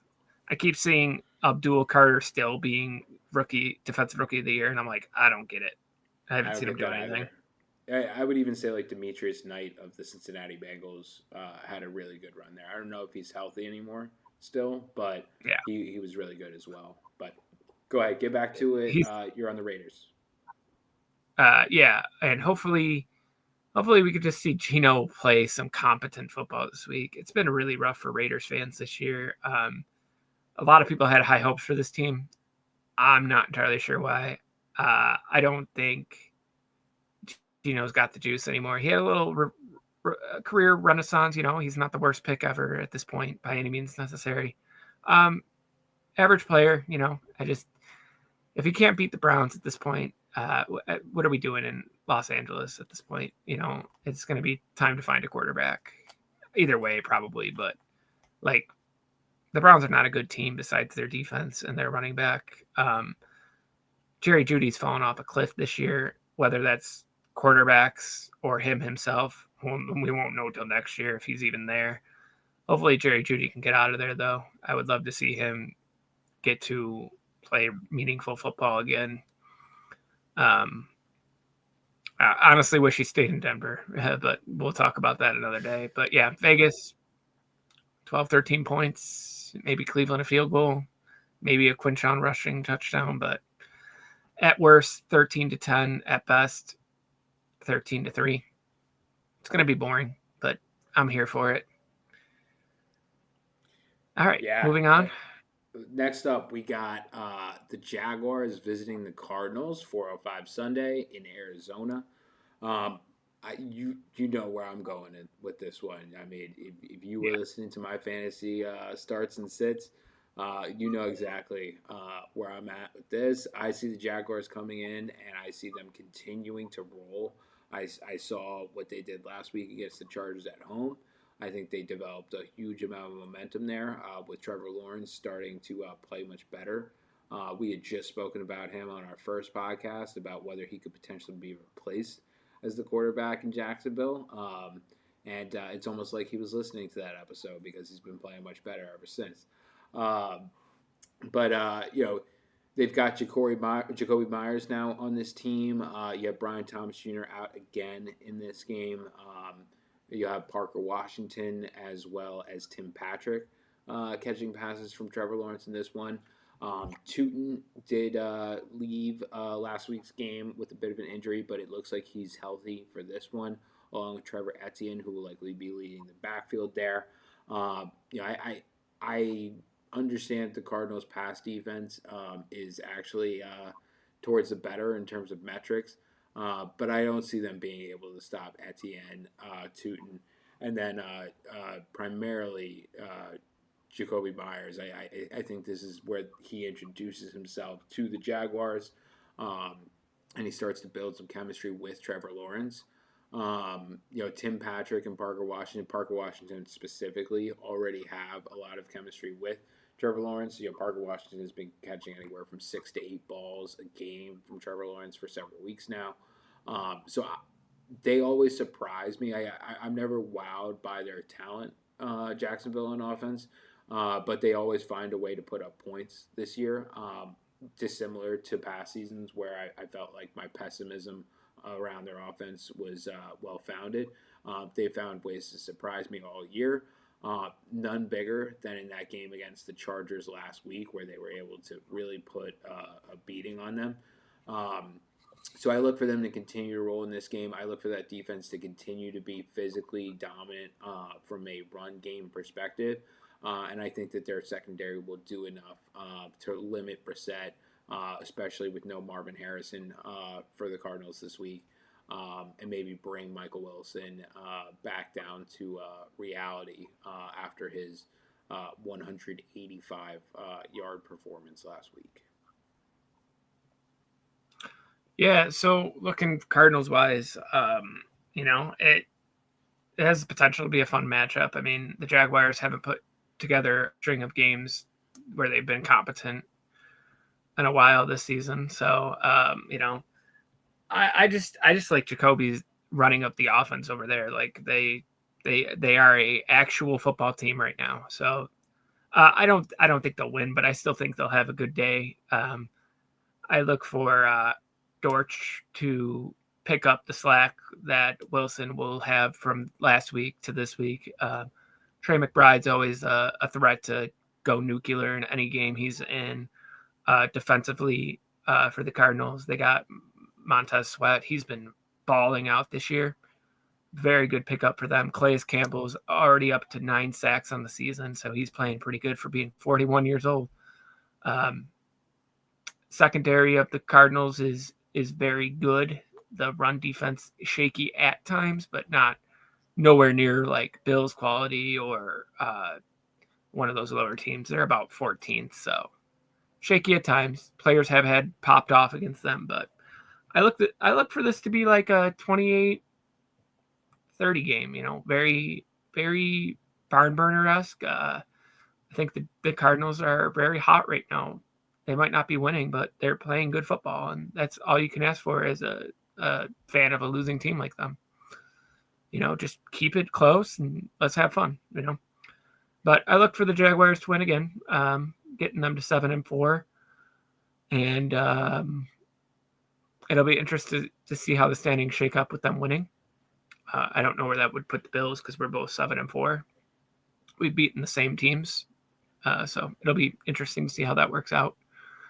I think it'll fall to division record first, and I think the Bills have a better division record with Jaguars losing to Colts already, but we'll see. Well, the big one would be the Texans matchups for them. Will they be able to beat the Texans twice? Well, they lost last week to the Texans. They did. Or 2 weeks ago. Yeah, they lost in overtime. So we're at Falcons and Saints. Yes, so I've got the Falcons here. So no Penix, total reconstruction of the knee news coming out this week. So he is done for the season. Kirk Cousins now the quarterback one there. Drake London, PCL injury week to week. He will not be playing this week. So your wide receiver one there is Darnell Mooney. pretty ugly situation there after that. You're talking about guys like David Sills, Kadero Hodge, as your guys filling out the wide receiver corps there. Never Kyle ideal. Pitts. He's a tight end on the roster and the depth chart. So, but yes, if Kyle Pitts was ever going to land, now is certainly the time. It really, you expect Bijan Robinson, you expect Tyler Algier to eat up a number of the opportunities for this offense. If I were Raheem Morris trying to keep my job, that's what I would be doing. Um, because I feel like that's got the best chance of success. You are playing the Saints, so Demario Davis on the other side of the ball, they're a very respected run defender. You got to be able to run the ball in this game. If you can't run the ball in this game or pass it to Bijan out of the backfield, you've got way bigger problems than trying to beat the Saints this game. Your job, probably Raheem Morris, is on the line at that point. So I look for Bijan to have a big game yardage wise. Probably only one touchdown for him. I expect Tyler Algier to eat up any further touchdowns on the ground in this one. I do expect Bijan to get most of the passing work as well. I do expect Darnell Mooney to start to show something. He's been playing through injury for most of the season, from what I understand. And so hopefully he is healthy enough to act like a wide receiver one in this game. I think a 70-yard, 50-ish percentage chance of a touchdown would be respectable for him. I think that's pretty realistic. But I could see that happening on as many as 12 to 15 targets as well, based on the lack of receiving depth around him. You really only have Kyle Pitts as an established pass catcher outside of himself healthy this week. So, Falcons is going to be a very tough game for them. I don't expect them to score very many red zone touchdowns. I feel like they will get stopped by the Saints inside the red zone if they were to get there. So I've got Zane Gonzalez pretty much carrying them in this game. I see this being a 19-13 game. Falcons win? Yes. Okay. Well, to cover the Saints portion of things, what could go wrong? What couldn't go wrong? I think that you're going to have Mr. Alvin Kamara go off for the first time this season. Get his first touchdown since week 1. I think he's going to finally feast. He has his whole career eaten the Falcons alive, and he heats up at this point of the season. Saints are going to need it. The Falcons are essentially playing for nothing at this point. Their season's over. They have no first-round pick this year. It's the Rams. Now would be the time to win as many games as possible so you can screw them, I guess. But they ain't going to win this game, in my opinion. I think the Saints are going to run all over them. I think Chris Olave is going to catch all over them. And I think the Saints defense has been playing really well outside of a few games this year. They've really played to keep them in games. Just got to do positive plays on both sides of the ball. Tyler Shuck has looked really good the last 2 weeks that he's played. Him and Olave have chemistry already. He has chemistry with Jermaine Johnson, their tight end. And then, losing Juwan Johnson. Losing Shaheed hurts, but, they got tight end. They got running backs that can catch the ball. And their rookie that they lost this year in Miller, their other rookie that they pulled up, has been playing pretty well too. Devin Neal. Can't remember his name off the top of my head, but he's been playing really well for doing a couple runs a game and a couple passes. I think the Saints got enough firepower to get this done, get them up to 3-8. No way they're going to have a winning season by any means necessary, but the bottom of the NFC South is just very dead right now with injuries and or just bad teams. I don't think the Falcons are a bad team. I think injuries have just derailed everything at this point, and they need a real head coach. Well, that would be music to my ears as a Giants fan, because that would take them out of a tie with us for the potential first overall pick. So I would be happy. It doesn't matter. They don't have their pick. It's the Oh, Rams. that's true. That's right. Yeah. Well, the Rams taking their pick. Uh, Could you imagine them getting a top 5 pick and winning a Super Bowl? that is the last thing that all of us need. We've just talked about how good they are on both sides of the ball. They Yep. certainly don't need number one overall pick to add to that. Could you imagine if they added, the quarterback from Indiana, Mendoza, Mendoza. to take over for Stafford? They would just continue on as soon as Stafford's ready to retire, right? So Honestly, that'd be the cool. That'd be like probably the most badass thing they could do, though. Like, we got the first pick, we got the quarterback of the future, and he's going to learn from Stafford. What more can you want? Sean McVay, another 20 with years. Puka, with Devontae Adams, like get out of here. Yeah. And I mean, if they win the Super Bowl, I think Stafford stays for another year to try for another one. That kid learning from one of the greatest quarterbacks ever. Not GOAT type, but you know what I mean. He's up there. He's a really good guy. Especially if he I has would be another scared. Super Bowl, he's definitely up there, right? So Oh, he like if he wins the MVP or he wins the Super Bowl, he's going to the Hall of Fame either way this year. Coming like he's a lock. He gets either or, it's over. He's done. yeah, He's already on the doorstep knocking. We just don't know for sure yet. that's right. But hey, But moving on. moving.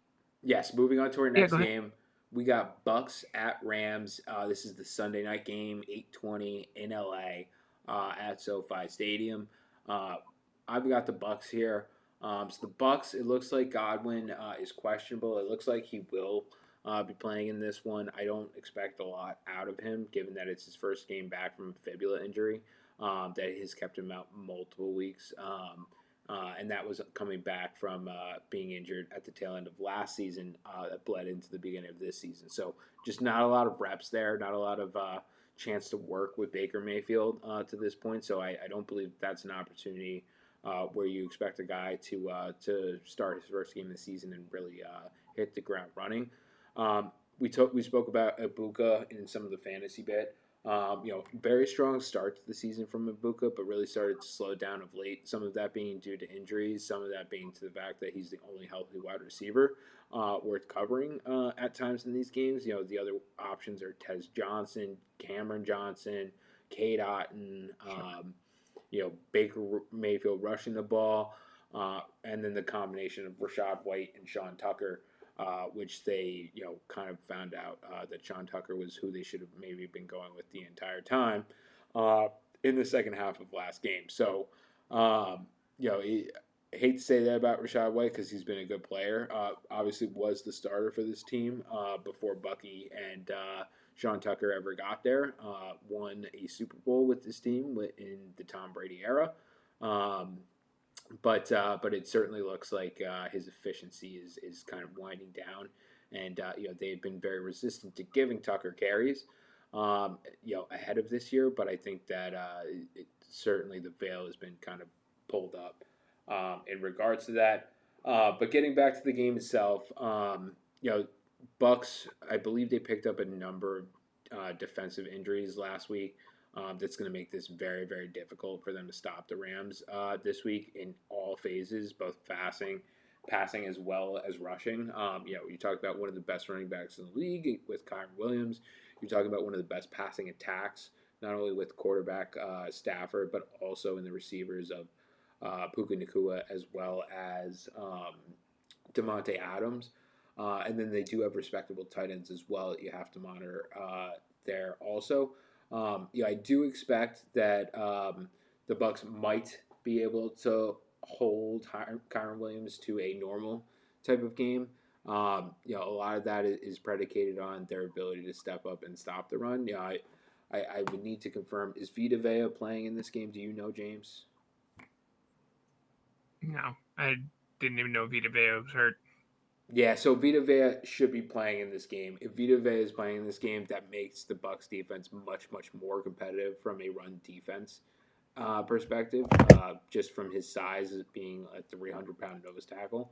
Uh, I very much expect that if he's in the game playing, that they're going to have a much better chance of keeping the run game in check. And if they can do that and keep it the Rams one dimensional, I think that's the only way that they have a chance of winning this game.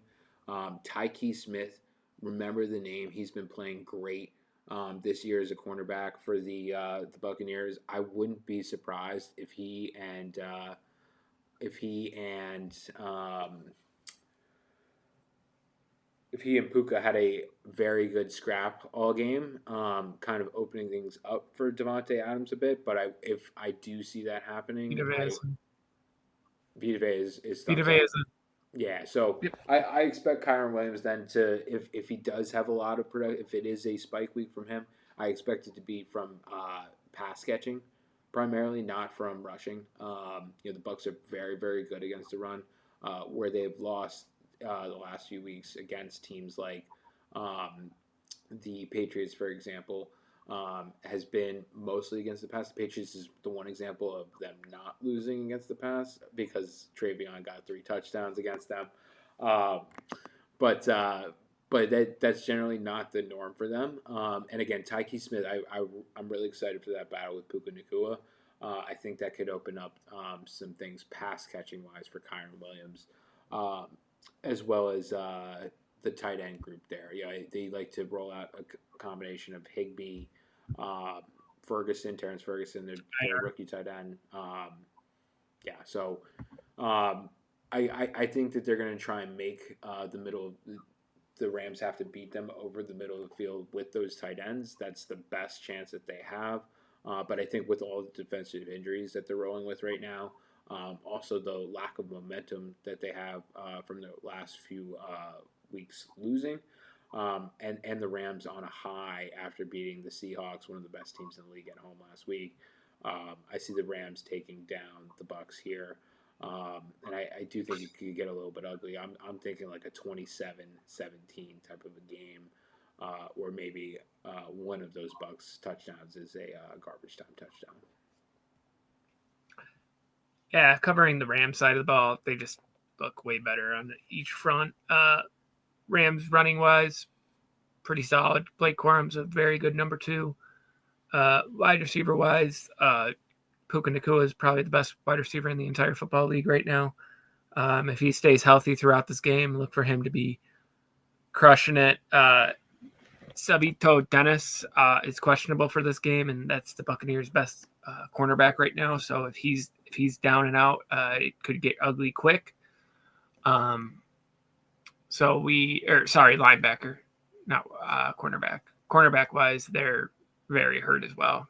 But Puka doing those insides and him blanketing linebackers and then getting the quarterback on him. Yeah, Puka's going to do great things this week. We don't even have to talk about Devontae Adams. If he's anywhere near open, he's getting the ball. He's had a very, very good season for being wide receiver 2.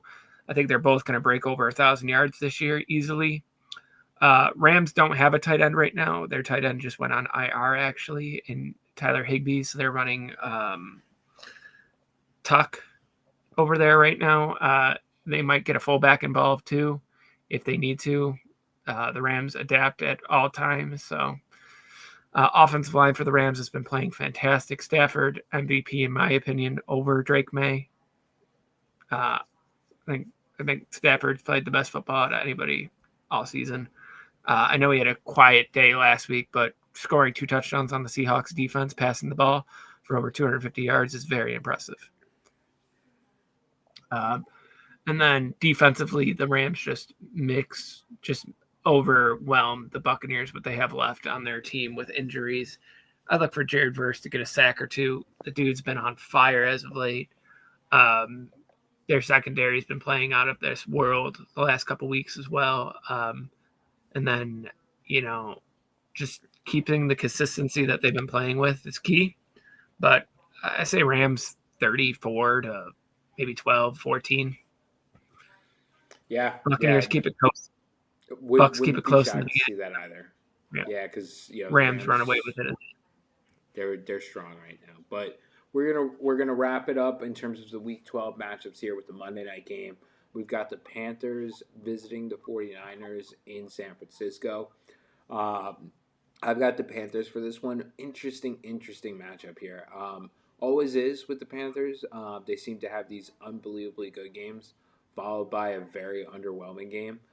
So it's always difficult to call what's going to happen with them. They're coming off a high last week. Bryce Young throwing for 446 yards, a franchise record for the Carolina Panthers. If history repeats itself, I should be projecting about a 175-yard passing performance from him, uh, probably equaled by as many rushing yards as Chuba and Dowdle together. Um, I do think the San Francisco defense is more hurt than that stat line would suggest. So I'm going to go somewhere more like Bryce Young continuing to get the ball to Ted McMillan after a breakout last week with a 2-touchdown, uh, over 100-yard performance. I want to say it was 130 and 2 touchdowns from Ted last week. Um, I'm going to say that Bryce finishes somewhere around 250 passing yards. I think he comes back to reality, but still is above his subpar self or his rubber banding self. I think that Dowdle reclaims kind of his mantle leading the backfield in this game.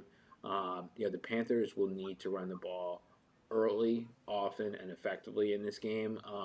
The health of the San Francisco defense, particularly their front seven, and in particular their linebacking core,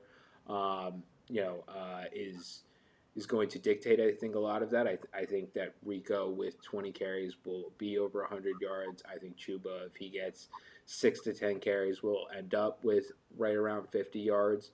And if that happens, I think that the Carolina Panthers are in a great position to try and win this game. Whether or not they have the offensive firepower to do it in the face of Brock Purdy, George Kittle, Christian McCaffrey, Juwan Jennings, Ricky Pearsall being back this week is certainly a question. But their defense has played really, really well this year. I think much better than anyone could have predicted that they would have been. If you haven't seen that game in Lambeau where they beat the Packers, go ahead and take a look at that one. That will give you some perspective as to why I can't say that they're just going to get rolled over in this one, despite the fact that they're on the road in San Francisco against a very good team in one of the best divisions in football. The Panthers are they're right on the cusp of the playoffs. If the Bucks lose this game against the Rams and the Panthers win, they're in first in that division. So they've got a lot. They've got a lot to play for in this game. I just can't do it. I just can't take them over the 49ers the way the 49ers have been playing and the way that offense has been rolling. I'm gonna end up going 49ers 27, Panthers 23 in this one. All right, I could cover the second most hurt team in the league, the 49ers. Brock Purdy's back from injury, playing well. George Kittle looking great. Running back wise, Christian McCaffrey, best in the world right now, probably at catching the ball, not rushing, but the rushing game has been better since George Kittle came back. I will say that. This is going to be a very heavy Christian McCaffrey game. I look for Christian McCaffrey to score 3 times, have 150 rushing yards and probably about close to 100 receiving yards in a valiant effort. Defensive wise, 49ers, I don't even know who's left at this point. It's really bad over there right now. Secondary is shot, front line shot, linebackers are shot. They've lost everything basically, right? Who's left? Yeah, I would say D Winters, if you're looking for a linebacker in a fantasy league, would be a very good pickup. He's basically the guy there now. He's basically getting anywhere from 7 to 12 tackles a game, so he's putting up pretty consistent numbers. That's the one guy I would focus on in that defense if you had to try to grab someone, but it is a mess. Okay. Yeah, and you know what? I like Christian McCaffrey in this matchup. I like George Kittle in this matchup, but I don't think it's going to be enough to get done. I am taking the Panthers 34-28. And it's not a homer pick, but I'm a fan of this team and I want them to win.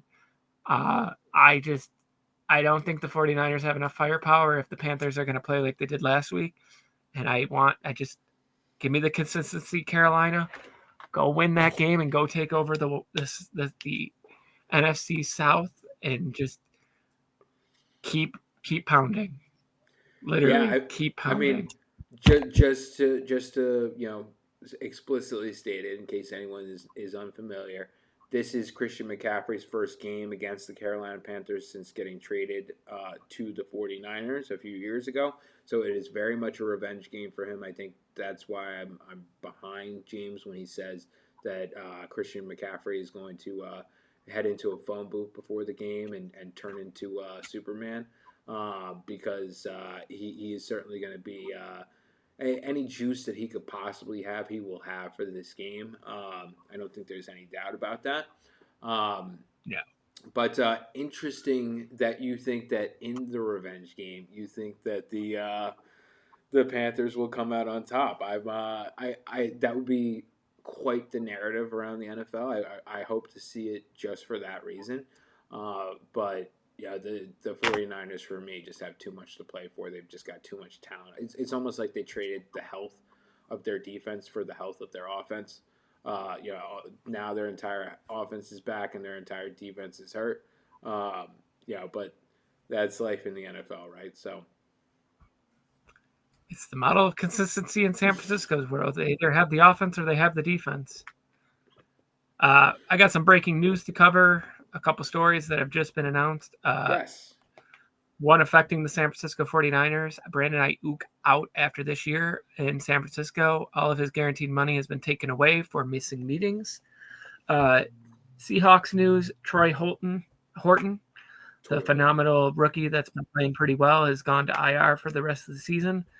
Brandon Strange has been activated and will play this week for the Jags, so keep that in mind.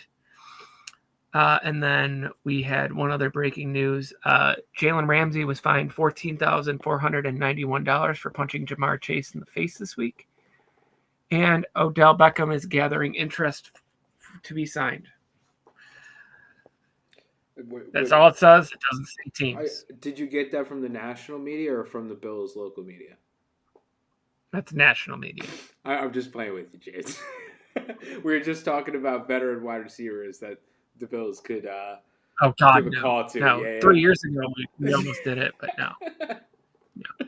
But that is the breaking news. And Tre'Davious Ward is left IR and is questionable to play this week. So San Francisco might get another player back. But yeah, that's all my breaking news that I have on the phone. I'm sure something important, crazy will happen as soon as we stop the recording. But I just have one more thing to add on the Brandon Ayuk situation, and that is that I read last night that he is not only are the 49ers voiding his guaranteed money from the remaining years of his deal for missing meetings, he's also not planning to dispute that with the Players Association. His agent also has basically made comments that accept the fact that they're taking that money away and that this is just going to be a divorce likely at the end of the season. So we won't see him at all this year, and hopefully, I mean, all honesty, didn't he tear everything in that knee last year? He did. It wasn't expected back until week 8 minimum of this year. So this whole missing meetings thing is plausible because it seems like it would be when he would be back in the building post-injury and trying to ramp up to get back on the field. It sounds like he just had no interest in doing that. He might never play again, or he might not even be half the player he was. Who knows? I mean, we'll see. Some team will give him a contract probably. I wouldn't sign him for more than veteran minimum at this point. Especially the way he's acted. Yeah, he's acted like a child for sure. I mean, you're making millions of dollars. Just show up for the hour that you're needed there. It's not like you're there 24/7 like the other players. And it'll probably end up in Washington with Scary Terry and Debo, or he'll end up with the Titans or something stupid like that. I see the Falcons making a splash for him too if if they need someone to pair with Drake London next year and they don't have a first round pick. Yeah, I mean, I don't really have any love for Ayuk. I thought he was a kind of a shitty person last year, the way he handled things, and Oh, he cost me he a was lot of money awful. in fantasy. Yeah, I Yeah, mean he he's not a team basically player. He doesn't care. and basically he if I remember correctly and what I read yesterday was correct. He basically sat on the 49ers offer for that contract role last season until the very last moment. They were prepared to trade him to the Steelers. And basically, like minutes before John Lynch is trying to get that deal done, he walks into Shanahan's office and tells him, "Oh, I'll sign that contract now." And they have to run up to Lynch's office. They have to get the deal pulled off the table, and for what? For this, right? So For 6 games, 7 games.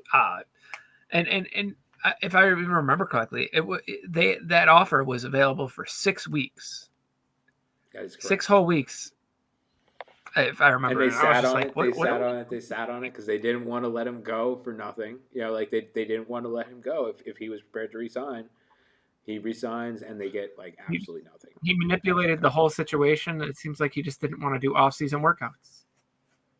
It's crazy. And it's like, how are you going to get better? You're not going to get better sitting on the couch eating potato chips. Got to How are you going practice. to sign your next contract? Like, how are you going to get your next contract? Right. So Yeah, I mean, you're only getting your contract for this year. You're going to get paid the rest of the season. But then what? I'm sure you already spent that money. You don't seem very responsible. yeah, Not that I know doesn't for seem like sure, a but doesn't seem like a symbol of discipline there, Brandon Ayuk. Yeah, and I don't even blame San Francisco on that end. I think that they were probably regretful after a few games into that contract where he played like not very well at all last year. they made a decision to get in bed with a number of these diva-ish wide receivers in Debo Samuel and Brandon Ayuk. They're starting to get out from underneath all of that now. But it's I probably mean, cost them a Super Bowl window, right? Like they did get that one Super Bowl against the Chiefs that they ended up losing. But that looks to be probably the only impact that they'll make. In this era where they had Bosa, they had McCaffrey. We'll see what they can end up doing this year, but I certainly have my doubts with what their defense looks like right now. I think they're probably the third best team in their own division. So I think that if they didn't have all the defensive injuries, I think they'd be a real contender with getting Brock back. I feel like he's not the best quarterback in the world, but he's more than serviceable compared to the other 32 teams. oh, for There's sure. only 12 quarterbacks that I trust to even win a Super Bowl at this point, and he's one of them. Just because of the consistency he's had, like he's not the best, but he does his job. He shows up and he does everything for his team. And even with Ayuk not there, they played better without him last year than they did when he was playing. It just sucks losing Fred Warner and everyone else, Nick Bosa. I don't think their Super Bowl window's closed if they can make something out of whatever happens this year, momentum wise. I mean, I don't think they're dead in the water, but it's getting pretty scary defensively. Kittle and McCaffrey are getting up there. So Yeah, I realize. Kittle's probably got 2-3 years left, and then CMC he could be done as early as next year if he gets hurt again. He's an every other year player. Yeah, and I believe this is his age 31 season. So He'll be this 32 at the start of the year. and typically the fall comes at 30 for these running backs. Now, when you say 30 traditionally for these running backs, you're talking about running backs that are traditionally playing season in, season out. That's not necessarily McCaffrey because of the season-ending injuries that he's sustained a couple of times Yeah, but already. the injuries he's had are insane as well.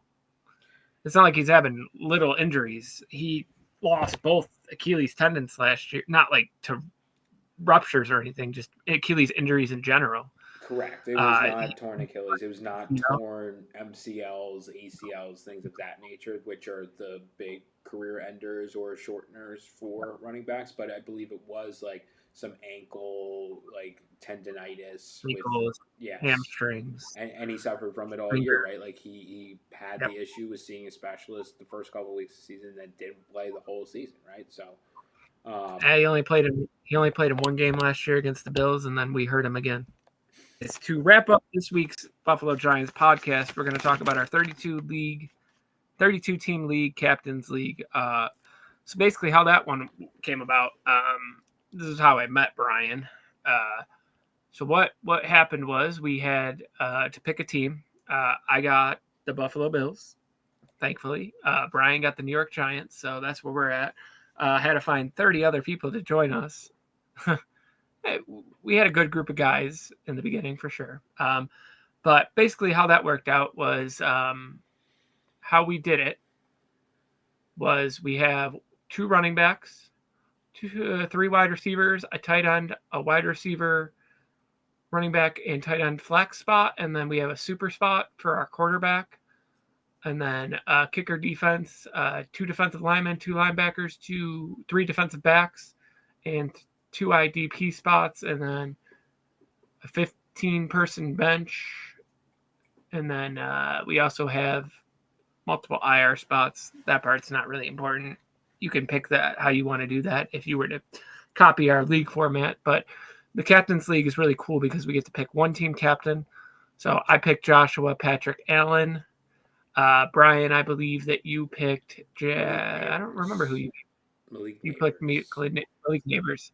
Unfortunately for you, he went down early this season. We have tons of great captains in our league, though. But those are our personal captains. As far as everything's gone in this league, it's gone pretty smoothly since we took over. It's me, Brian, and a couple other people that run that league. I guess I'm the head of it without even trying to be, because Brian doesn't put any work in. Brian's a busy boy with work, but I just got to shit on him for a second. Yeah. Other cool rules with our league say that since I have a quarterback captain and Brian has a wide receiver captain, if our player would go over 20 points, you get an extra bonus 5 at the end of the week. Come in clutch for a lot of people to claim victories with that, actually. I know that I snuck out a victory 2 weeks ago over the Dolphins with my bonus. Josh Allen hit it with 23.5 points, so thank the Lord. I know it stunk for you with having Malik Neighbors. Only 1 bonus all season. But yeah, other cool rules involving that is so if you're captain and or when you draft your quarterback, you get their whole quarterback room up to as many people as you want. Our Browns guy shockingly only took Joe Flacco and Shador Sanders, so he hasn't had a quarterback since week 5. So he's living in QB purgatory with a pretty decent record without having one. He's 10-12. We do the extra median win. So he's hung around. He's just been eliminated from playoff contention, though. As have I, if this week's score holds prediction-wise, I'm going to fail by about 25 points. My team had a really rough week. Me having Dalton Kincaid out, Scary Terry out, and just all my good offensive weapons are pretty much gone at this point, besides Josh Allen and Rico Dotto and Saquon Barkley. Everything else is just hope and pray. My best wide receiver left at this point is Mac Hollins. Like, I'm in a rough spot at this point. My defense is pretty elite. Having the guy that sacked Josh Allen 3.5 times this week in Will Anderson Jr. Yep, I had it. Said I'd think about it. Is the only reason I even have points. Josh Allen is definitely not getting a bonus this week. I believe that sacks count against us, so I should have started Joseph Flacco, that was for sure. Because I managed to trade for him for the bye week. But, it's probably not going to be any better with Joe. But yeah, other cool aspects of the league, though, man. It's probably been my third or fourth favorite league, but the way that this league began is really what I want to cover because it was, I would say, tumultuous and very hectic. Yeah, I would go as far as to say that there was a necessary coup that was Yeah.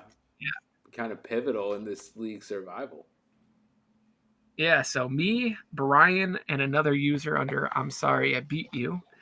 Uh, After the league folded once mid draft. We had supposedly two trolls take over the entire league and delete our draft and everything.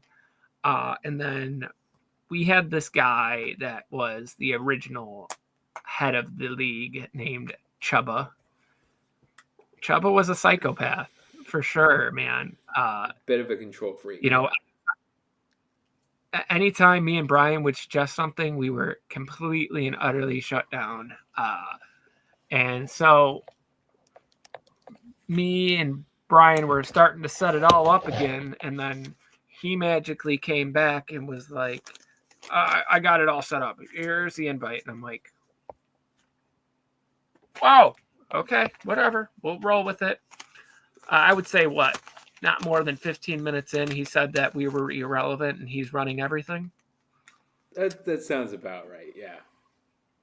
Yeah, and then I messaged Brian privately through them damn sleeper chat room thing, and I'm like, I pull sorry, and I'm like, all right, if this is gonna have any chance, we have to do something. What do you guys think? So we still had our commissioner status, and when we got it to what 30 out of 32, roughly, I would That say, sounds right. Like as soon as we could get him out and get him filled and the remaining spots filled in like a few hours, yes. yeah. So we removed him from our league, and then about 2 weeks later, I invited him to another league to just do with us so we could talk to him and apologize. And he sandbagged and literally eviscerated us with words. And I was just like, okay, you're a crazy person. We're not paying for this league. I mean, we did this to help the league because you were very toxic. So, with all that being said, if you deal with toxicity inside of your fantasy football group and it's a league you intend to keep going, and you're in charge of it, I would remove that player, even if it's a detriment to your season, and you could have an open team for a little bit. Just always get rid of it as soon as possible because the less dramatic people you have in your fantasy leagues, the more successful they're going to be. And that's what we did. And we've ran a very quiet league. You know, the only complaint we ever got was when I forgot to change back after the draft the quarterback slot into a super slot until week 3. People lost some wins, and I was like, well, just tell me what you had if you know, and I'll fix it. But that was the worst drama we've had. Any other complaints that you remember? No complaints. Just a lot of times I feel like when you're in fantasy leagues, you'll deal with some of the things like we did during the draft, where you've got managers in the league who aren't as serious, don't care about the health and the future of the league, and so they're down to do things like troll and stuff like that. But this was just a really interesting scenario where part of the trolling or an inescapable part of the pain that we were all feeling in this league came from the commissioner himself. It came from the commissioner trying to be almost dictatorish with how he decided to run the league. In addition to aspects of the draft, he was very hands on and insistent about trades. So if a trade was not to his liking, he could veto it without anyone else needing to disapprove. Yes. And so, Yes. when you have a league that is stymied by that type of decision making, it can help to try and either get a new commissioner in or ultimately remove that person from the league if you have the ability to do so, like we did in Sleeper, where you can have multiple commissioners. so that that the health of your league and the long term are taken care of. Um, you know, it's better to have one team managerless than it is to lose an entire division worth of managers or more, simply because of the actions of one person. So, And I would say this league itself was the league that we put the most time into, besides our private group one, where we made it where we all picked a rule and all that. I think it's probably I'd say it's in our top 10 favorite leagues. I'm a little annoyed just with the way my teams perform, but that doesn't mean that I don't care about the project itself. It's been a fun run. We've come a long way from where it started. We've only lost about 12 people this whole season, and that was just due to inactivity, no malicious intent or anyone doing anything too stupid. My least favorite moment was probably when Chuba tried to trade his whole draft picks for second and third while we were all sleeping at like 3 a.m. That was the straw that pretty much broke the camel's back on the first run of this. It just crazy, like crazy how one person thinks they could have so much power. I get it that you came up with the idea, even though you stole it from Reddit. The only one that's created anything original out of anyone we know is me with Fight Club, and we'll cover that next week. we got a number of great variants to share with you guys, which will be coming in future episodes. Yes, I am the master fantasy football format content creator at this point. I don't think anyone has it better than me with the ideas I come up with. I have random people that just message me that hear about my leagues and they're like, "Hey, you got any of these cool leagues to join?" It's like, I don't even know who you are, bro. Yeah, kind of. I'll keep you in mind, but I don't know you. It's weird. I feel like alone we have so many fantasy stories at this point that people are just going to be like, "Whoa, you did what?" Yeah, I mean, in this 32 league, we saw a guy trade all his draft picks just to get Rashid Rice for this season, and I was like, "Whoa, we can't. That's not." And it was told to me by people that have more experience in these kind of leagues that that's really a fair trade, because if you think about it, a second round pick anywhere on the board could be pick 64 to 33. So you got to look at it like that. Where is this person projected to pick? They're already a good team. I think I was more annoyed because he was in my division, but I just thought that was crazy as well. But, then I go out and get Scary Terry for a first-round pick and giving up Terrell Shavers. Boy, did that blow up in my face. Now that he's a starting wide receiver, finally. Granted, it would have got me 0 points this week. It really only would have helped with last week. But besides the point, it's a dynasty, so it could still be the wrong move in the long term with how bleak things look with Washington. But maybe this is just a down year and Scary gets it all back next year. Who knows? He did sign that contract, been a lot of. So he did. It's been a lot of fun though. Only thing that I think that will change next year, granted we voting on it, is picking up a second captain for defense, so players at least have 2 players to rely on during the season, and maybe an injury clause for captains, because I mean, we got about 6 or 7 captains that are just completely out because of that. You lost Malik Neighbors week 3? Correct. So I don't think you've picked up a win since week 3. I have not, but what it has done is put me solidly on the path to either get Mendoza or Jeremiah Love in next year's rookie draft, and I'm salivating at that opportunity. I would very much love to have Jeremiah Love or Mendoza on my team. Well, 1 second. Let me find you on here. There's 32 of these dang things to click through on my computer. New York Giants. You've lost 19 straight. Well, you got good old reliable Woody Marks available now, so you're doing good there. Calvin Ridley, you can trade off in the off season. Thank you for taking him. Yeah, you're welcome. You got Kyle. You got Kyle Madungdai. You do. To be fair, you do have C.J. Stroud, so you might not want to go quarterback. I would probably go Mendoza and look to trade him. If you remember, the Browns manager is like quarterbackless, so I could even try and just trade the pick if I were to get it, and would be taking Mendoza. But for me, You are projected to pick 4 currently. There's a team that has 0 wins. That's 0-20 something. Oh, that's fantastic. Last I looked. Yeah. The Titans are. Where did she go? She's on here somewhere.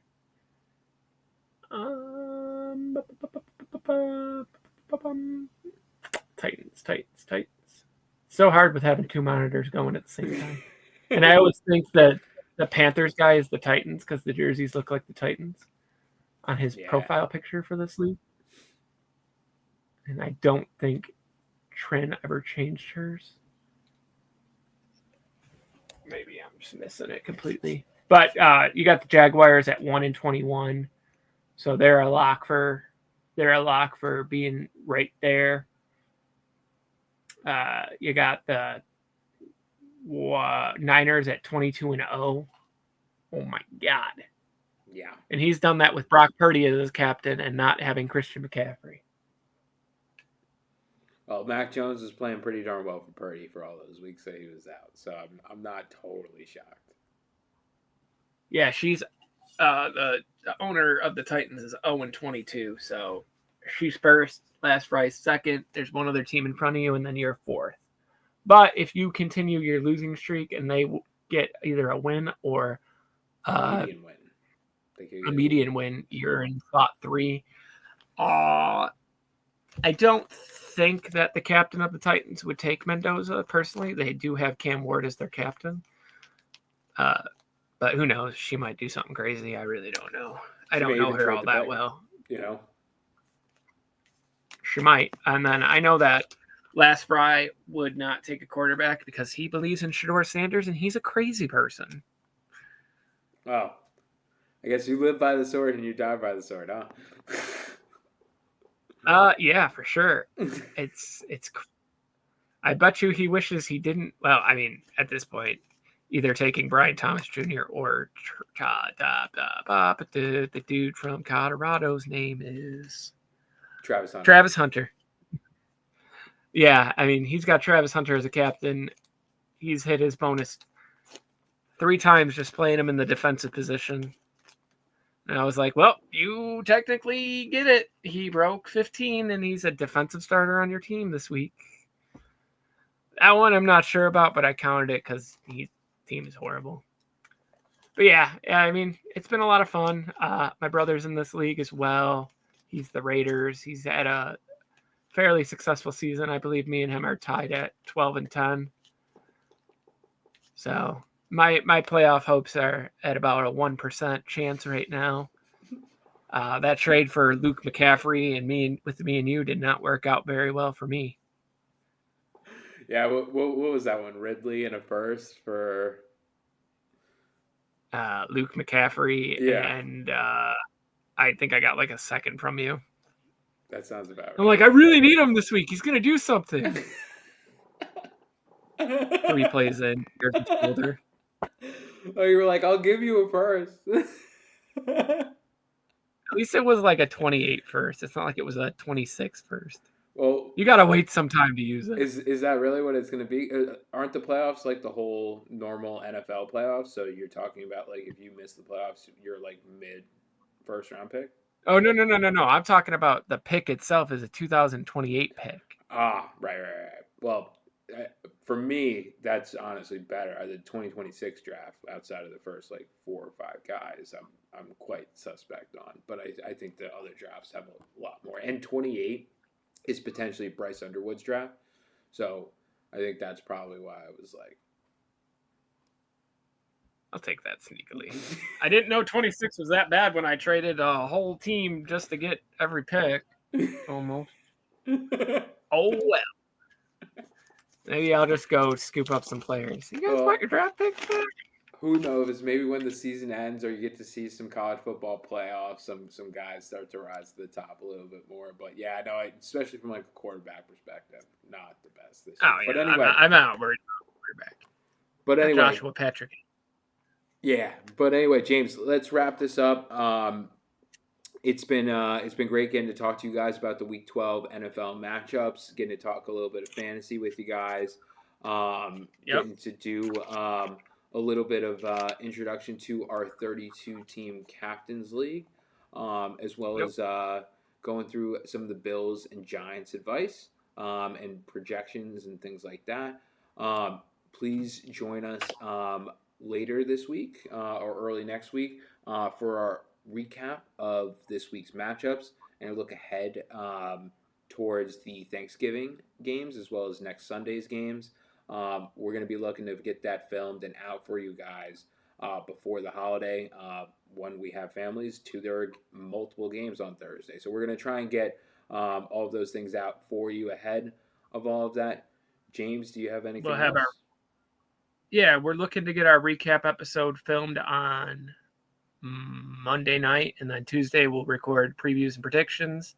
It'll be a shorter show because, family and Thanksgiving. Probably only have one or two little mini games and just a quick review, and then for that show. And then Tuesday's show will be a little bit longer.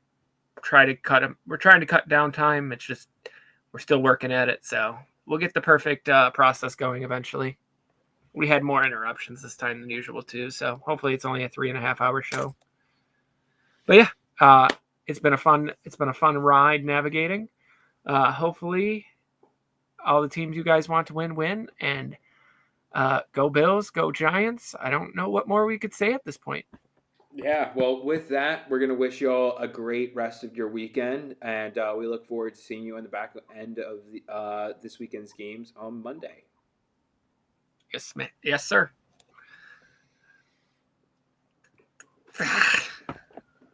Just say yes, sir, one more time so I don't have to include the yes, sir. Yes, have a great week, guys. We'll see you on Monday night. All right, take care, everyone.